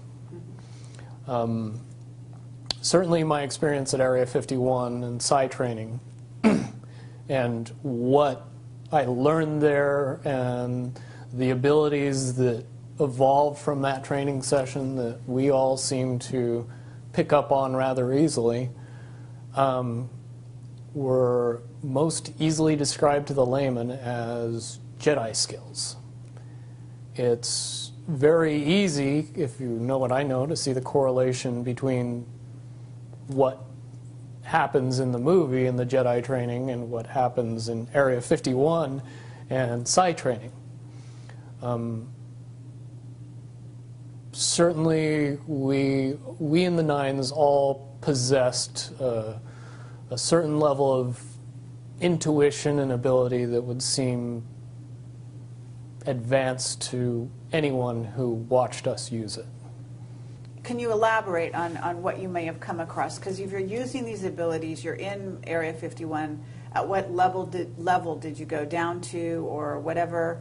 Are you aware of off-world craft? And I mean, you know what's out there in I'm not sure how much you know about Camelot, but I assume that you know the general amount of information on the internet. What can you substantiate having personal sort of knowledge of?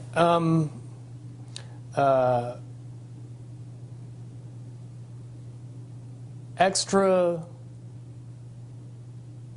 beyond human abilities for every human, not subject to popular belief, but we as human beings are far more capable of using many, many advanced skills beyond 5 senses. With a little bit of training and the knowledge that it was actually possible, most people could accurately predict the possibilities of the future, to know when other people were thinking about them. Pick up on what is easy to describe as reading people, where you don't really need to use your 5 senses to be able to know what somebody else is thinking or feeling. A lot of that has to do simply with the belief that and the understanding that it's possible. That opens up a lot of doors. Finian talks about having been enhanced physically. Do you feel that you were enhanced physically? No. When I hear Duncan's story, the things that he experienced are very similar to what I experienced, based on the fact that you were never told that the actual belief in what you were doing was giving you the ability. You were giving something, a caveat, a carrot, an enhancement. They could jam a small piece of metal in your arm, and that's enough to get you believing that you have these abilities, and they turn on. But one really doesn't have anything to do with the other, per se. I have had a device implanted in me, and I later was of the understanding that that device did not do what I was told it was doing. It was not to provide enhancement, it was to provide monitoring. Mm-hmm. And but you're basically saying that it's the mental abilities that you, it's like placebo in a sense. As long as you believe it, it's the placebo effect, gives yes. gives you that ability to do superhuman type things. Right. And that's very important because if you teach people these things, you want to be able to turn those things off if you want to. You want to take those abilities away from people if you don't want them to have them anymore.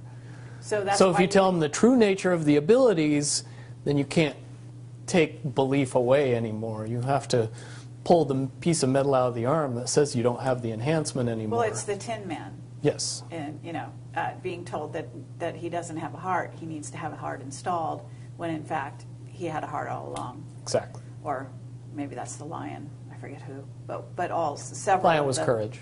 Yeah. Yeah, several of the beings in that story. Okay, well that's very valuable. So you basically were given that kind of thing, and I would say that. And let me interject. The 6 months where I was undergoing all the psychological treatment, I did go through a period of time where I believed all of my abilities to be gone or taken away. In '08, with some help, I was able to transcend the barrier that kept me from using those talents. And now I've been able to refine and enhance those abilities far beyond the levels that I had in the military, which comes in handy when cops chase your cell phone GPS. Okay, absolutely. All right, so, but to get back to Area 51, and I understand that at this point you would be violating a security oath to talk about it, right? Let me put it in terms that it's easier for me to say and not have to go into the details of how I know, but just that I know. I'll present it to everybody very simply. What could be so important at Area 51 that would require the level of secrecy that is in existence around that facility? Well, certainly if I said that we kept the U.S. space fleet there, and that space fleet was what we would understand to be UFOs, even though the technology is easy to describe and easy to talk about and easy to educate people on, you need a lot of background in the evolution of the science that makes those things possible to be able to accept that the U.S. has dozens, if not hundreds, of vehicles that are more than capable of space flight, and make it so we would have a fleet of vehicles that would be seemingly extraterrestrial. And the reason that that has to be kept that way is because if you know that those vehicles exist, you start to question the technology that they're based on. And when you start to do that, then you start to question why we're still using petroleum products and solid rocket boosters and everything else, and things get quickly out of hand after that. So to keep those vehicles a secret is to keep everything else a secret, which is why you would need that level of security to prevent anybody from finding out about it. Okay, but that space fleet, as you call it, is capable of going anywhere easily throughout the solar system without much time or hindrance to the occupants. Okay, and explain how fast one could get to Mars, for example. Just below the speed of light. Okay, but in an hour? A day, I would. A day. Say would be more reasonable. Okay. Incredibly fast. Okay, have you seen these vehicles yourself? I've seen one type of one vehicle. Okay. And compared to when I saw it, which was more than 10 years ago, and what should exist now, I would say that it was a tinker toy bucket of parts compared to what we should have in existence now, based on the evolution of the technology that I know. As far as off-world bases, I do not possess any personal knowledge. I do, however,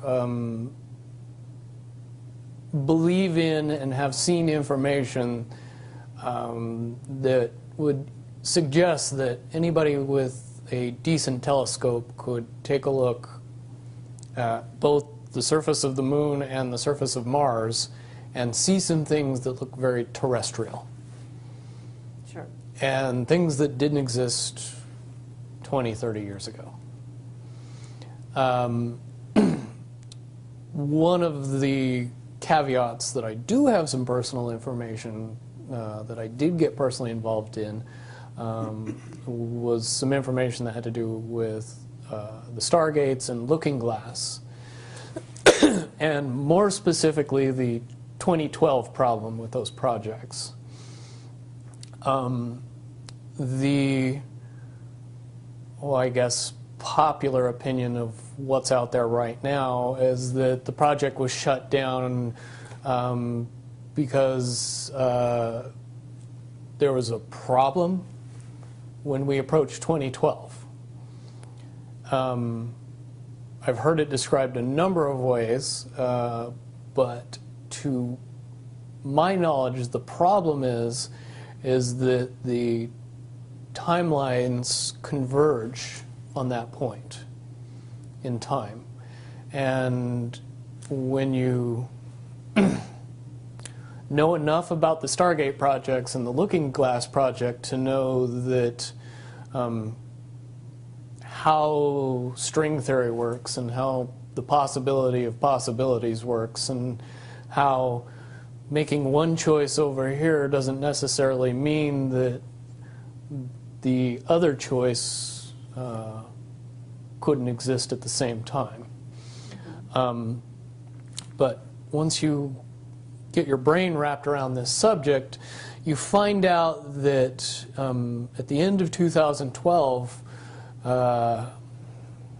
in an easy way to put it, the choices that we make become less and less consequential to the future. And eventually we're pushed into this bottleneck of time, no matter which choice we make. And that's important to the people that had access to Looking Glass because they would use Looking Glass knowing the choices that they would make and the future would pop up. The big mistake was coming up with the possibility of future. And when we started using a computer to say, well, if we make this choice, it's 79% possible that this scenario happens, and 23% are possible, or whatever, you know, I'm using round numbers, that this scenario would happen. The understanding at the time was that was realistic. However, if you go down the road further and free will continues to exercise itself on this game, that 79% possibility sometimes changes very, very fast. But if you look at the situation in a point of time, it seems very realistic that that's the greatest possibility. What happened was people, very smart people, began to figure out that something big was coming up. Something that made it so all the possibilities of all the future scenarios of any choice, any possibility that was fed in and observed through the Looking Glass inherently ended up in the same future. And no decision and no possibility changed past a certain point. That's the big secret. Okay, so is that certainly 2012 in your understanding? It well coincides with December 21st, 2012. So at that point, all possibilities lead to the same timelines. Rubicon. All possible timelines lead to the same basic set of history in the future. And what is that history to you? Did you know that, or did you find that out? That is the big question. That is the big secret. That is what sends everybody that has all of the information, that knows everything, into a blind panic.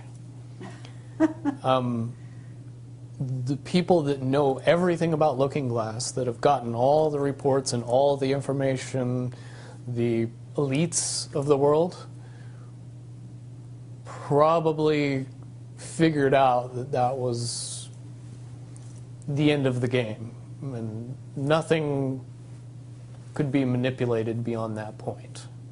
So do you think that's held true? In other words, well, I have about 60 questions, but do you think that's true, or holding true, that nothing could be manipulated, that they haven't found a way to manipulate, that that's still the case? I mean, this is knowledge that you would have gained back when?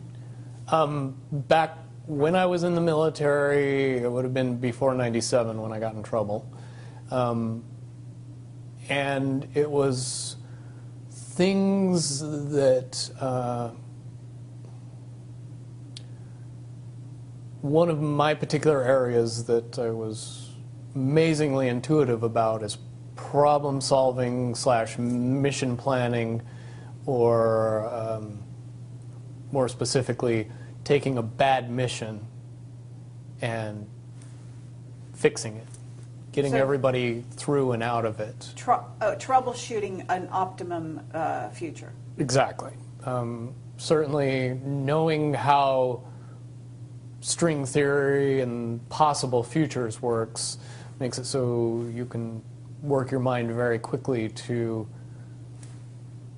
see the reality of what's happening and decide what decisions need to be made to change it for a particular outcome. Okay, but at a certain point you said that even the powers that be, so to speak, realized that having even abilities such as yourself, you're talking about, which they, in theory, had even using a computer or looking glass. Right, they had to use a computer to do it. Right, so in essence, but at a certain point, it's still an end game. It's still, they cannot go beyond a certain point. At a certain point, after they're done hearing the computer tell them, this is what's going to happen, over and over and over and over again, all they become focused on is, how do we fix it? Why? What is this that's going to happen? The you know that? inevitable contraction of the timelines. But what does that mean for this reality? Do you know that? I don't know that. What I do know is that I was called in and asked to solve this problem, this timeline contraction problem. And I eventually did my due diligence and did all the investigating and basically only had one piece of information, and that was reinforcement. The computer's right. The timelines will contract down to some inevitable thing that you guys won't tell me about, so I can't help you. But it's, what you're basically, you came back with was, it is inevitable, whatever it is. There is an inevitable event. It's been forecast, it's been predicted, it's been fed to us in a slop trough of what they want us to believe will happen. But they don't actually However, know. they don't actually have control over what happens. They only have control over the reaction, and it seems that no matter what they try to do to cause their desired reaction, it's going to have an opposite effect. Interesting. Now, it's much, much easier for me to explain today what that process is as opposed to back then. But if I had to give it a name, I would say it's the awakening process.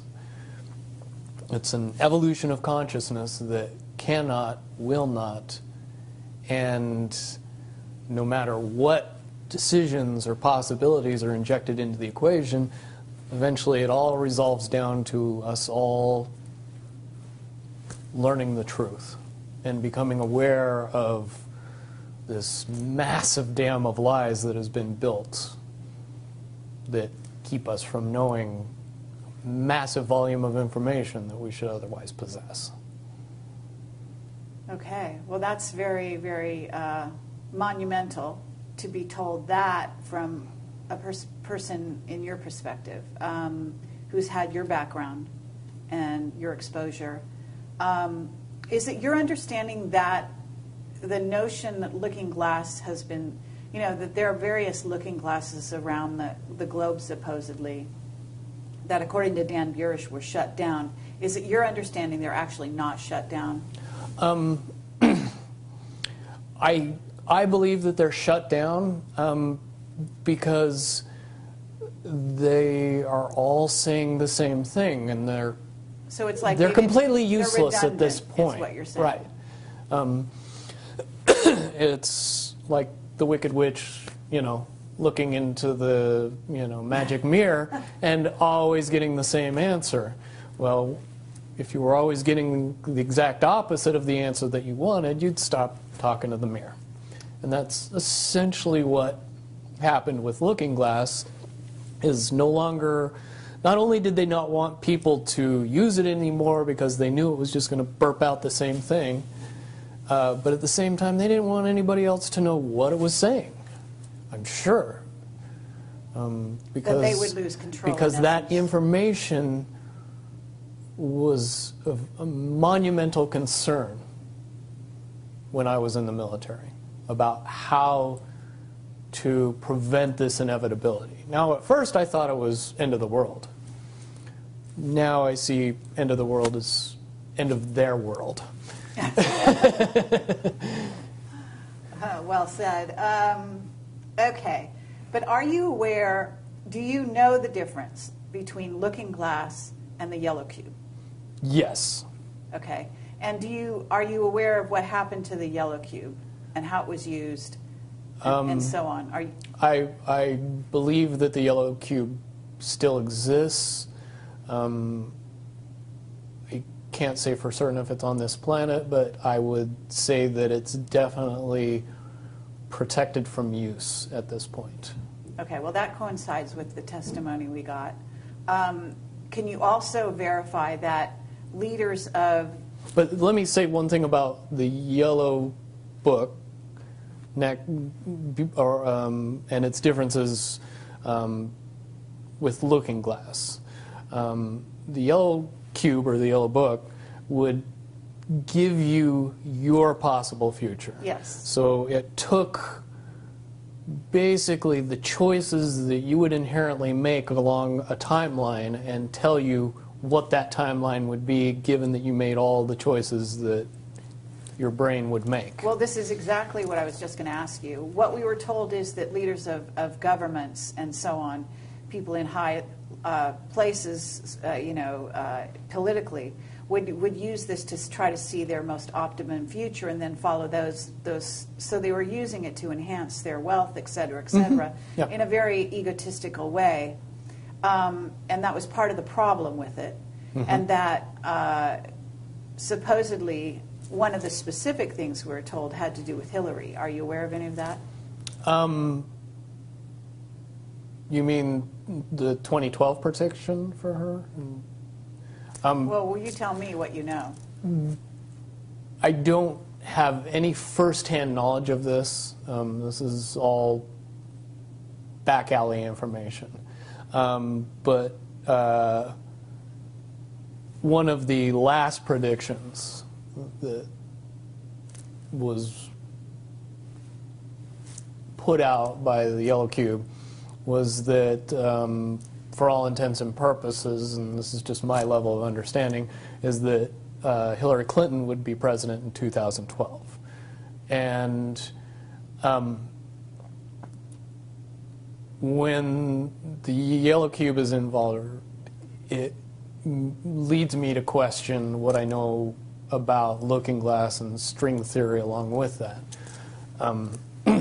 The first question that anybody that knew anything about the process would know is who was using the cube, right, when it made that prediction. If I knew that, then I could tell you why it would predict what it predicted.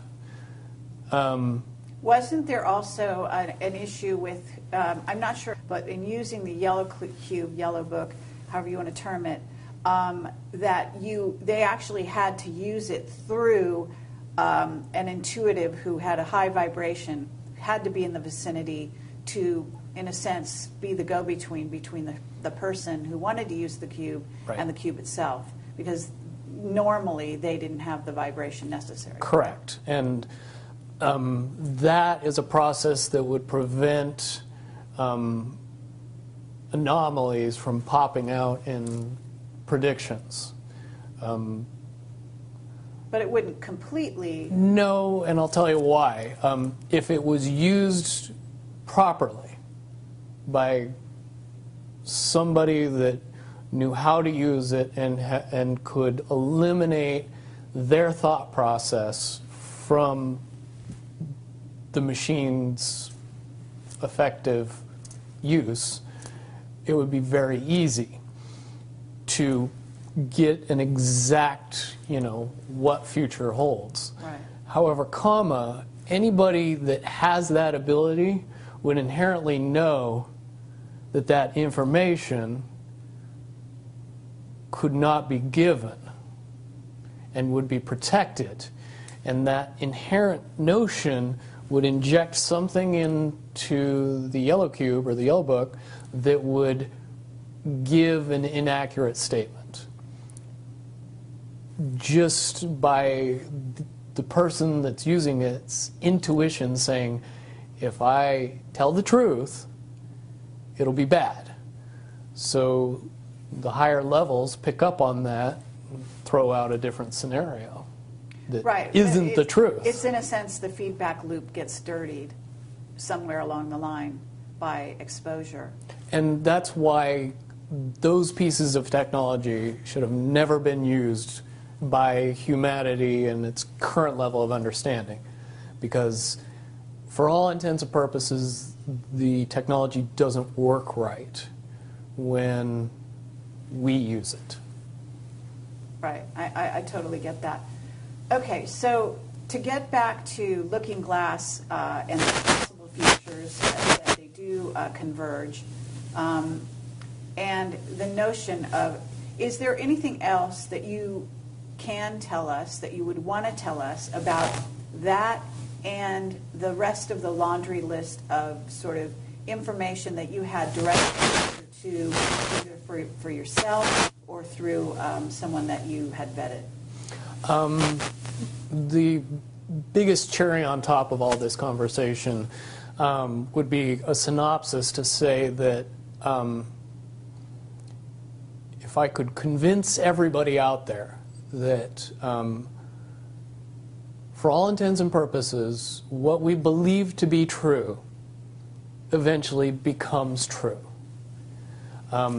If somebody convinces us that a major disaster is going to happen in the very near future, a major disaster happens in the very near future. If we don't buy into that fear and accept that there is really nothing that we know is going to happen, and accept of whatever happens, that makes the convergence of the timelines happen as naturally as possible. Any attempts to try to go away from this one inevitable conclusion, which I again see as a new beginning, an end of this reality, the beginning of something that we can't even possibly understand based on the level of our beliefs currently. But when all that information comes flooding out, there's going to be no denying what's true and what's a lie or what's illusion. We won't have the choice to believe that 9/11 happened because of a bunch of terrorists, because we'll know exactly what's happened. Basically what we're experiencing right now is two master chess players sitting at the board. And one of them looks down at the board and sees that he's in checkmate in 7 moves. And he looks across at his opponent and he knows that his opponent sees it too. So there's no getting out of it. So at this point, the loser can only prolong the game. The game, both players know the game is over. It's only a matter of time before he does this, and then you're forced to do this, and then he's forced to do this, and eventually checkmate. We, as a race, if we could understand that the game is over, that based on the rules of the game, the bad guys have already lost, the good guys have already won, yes, there's moves left on the table, but those moves are being forced by the player that is going to win. The only way that checkmate can't happen is if the player that's winning makes a mistake. But from all of the information that I've gathered, all of the information that's been given, all of the information that's been vetted to me, it seems pretty obvious that the good guy player on the side of the chessboard knows exactly what has to be done to win the game. And so at this point, any mistake would be all but impossible. But again, you really have to understand the game to know that the guy that's losing is lost. And I'm sure most people sitting watching a chess match between two advanced chess players know the game's over long after the two players know it's over, because they can't see the board and see that there's only 7 moves left. Okay, but when we come to this convergence, and again, you've seen, or the looking glass has seen, up to that point. Now, let me say why I believe that it comes down to one inevitability, is because I was entrusted in getting it down to 2 possibilities. And I've heard both of those possibilities talked about in massive proportions, the good and the bad. Okay, do you want to talk, so can you in one sentence say what the good was and the bad was, or are you able to do that? To most easily put it to people, I suppose. One scenario is what most people would understand to be ascension, or an evolution of consciousness that brings us out of the cocoon and turns us into a butterfly. Timeline 2 is some kind of major global catastrophe that drives most of us underground and leaves a few of us on top to fend for ourselves. Very well put. Okay, so I would imagine, and you can... But I would also like to point it out that they call Timeline 2 Timeline 2.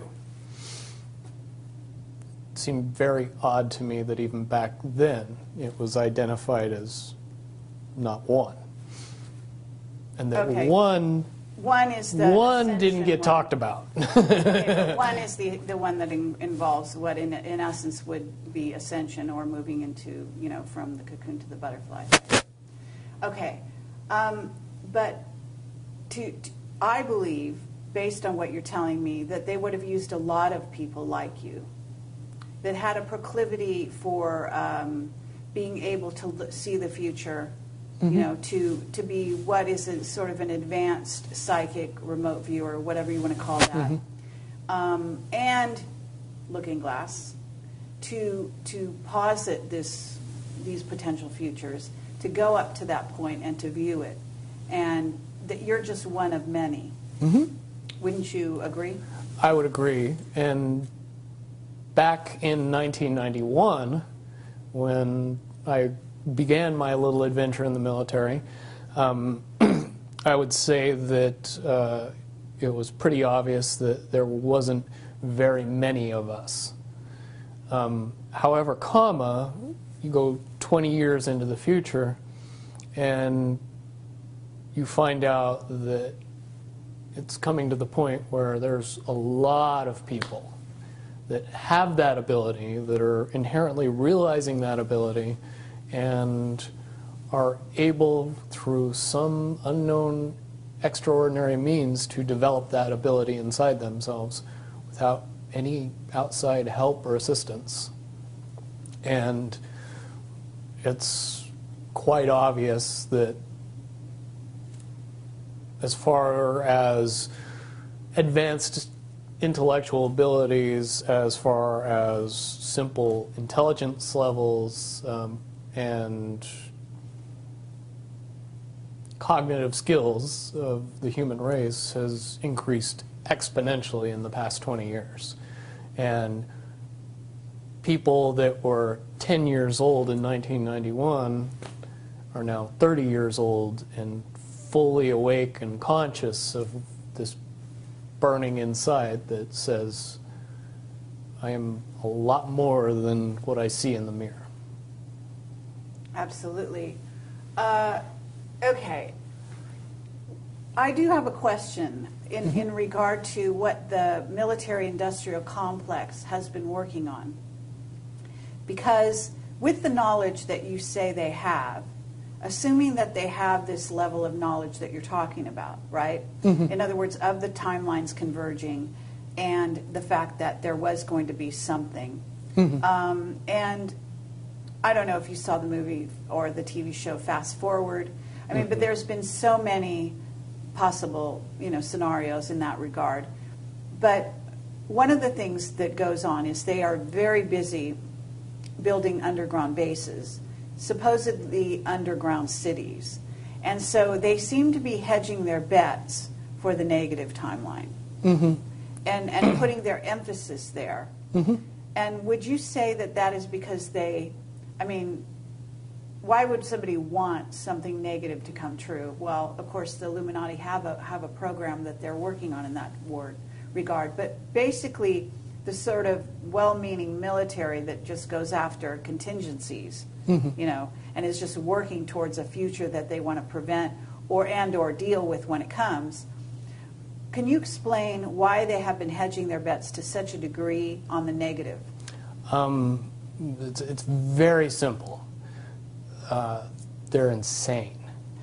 And beyond insane, they have literally deluded themselves into believing that they can somehow manage to get away with what they're trying to get away with.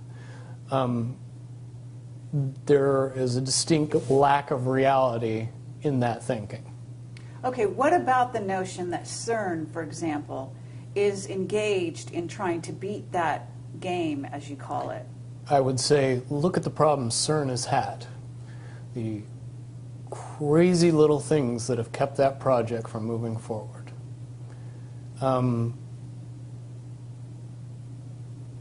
Certainly they have never even come close to getting that project to the level that they want it to be to do what they really want to do with it. Okay, well, what about the notion that that's the party line, that they haven't been able to do so? But if you really think about it, that's what they would prefer people to believe, so that they don't think that there's a threat. But when you listen to the interviews of the scientists that are working on the project, even they say that it seems like somebody or something from the future won't let them get that project done. And the craziest little things have caused massive damage to that project. And when you get the foremost thinker in string theory saying, yeah, I don't think we're going to do it because I don't think fate wants us to do it, that says something about a scientist. Okay, so, well, thank you very much. I think that at this point we're going to have to close this down unless there's any other things that you think that we haven't covered or that we could possibly touch on that you want out there. No, I don't think we'd get any further tonight. Certainly from what I know, the questions will come out, and be more than happy to do a live feed after that and answer any questions that anybody comes up with from this interview.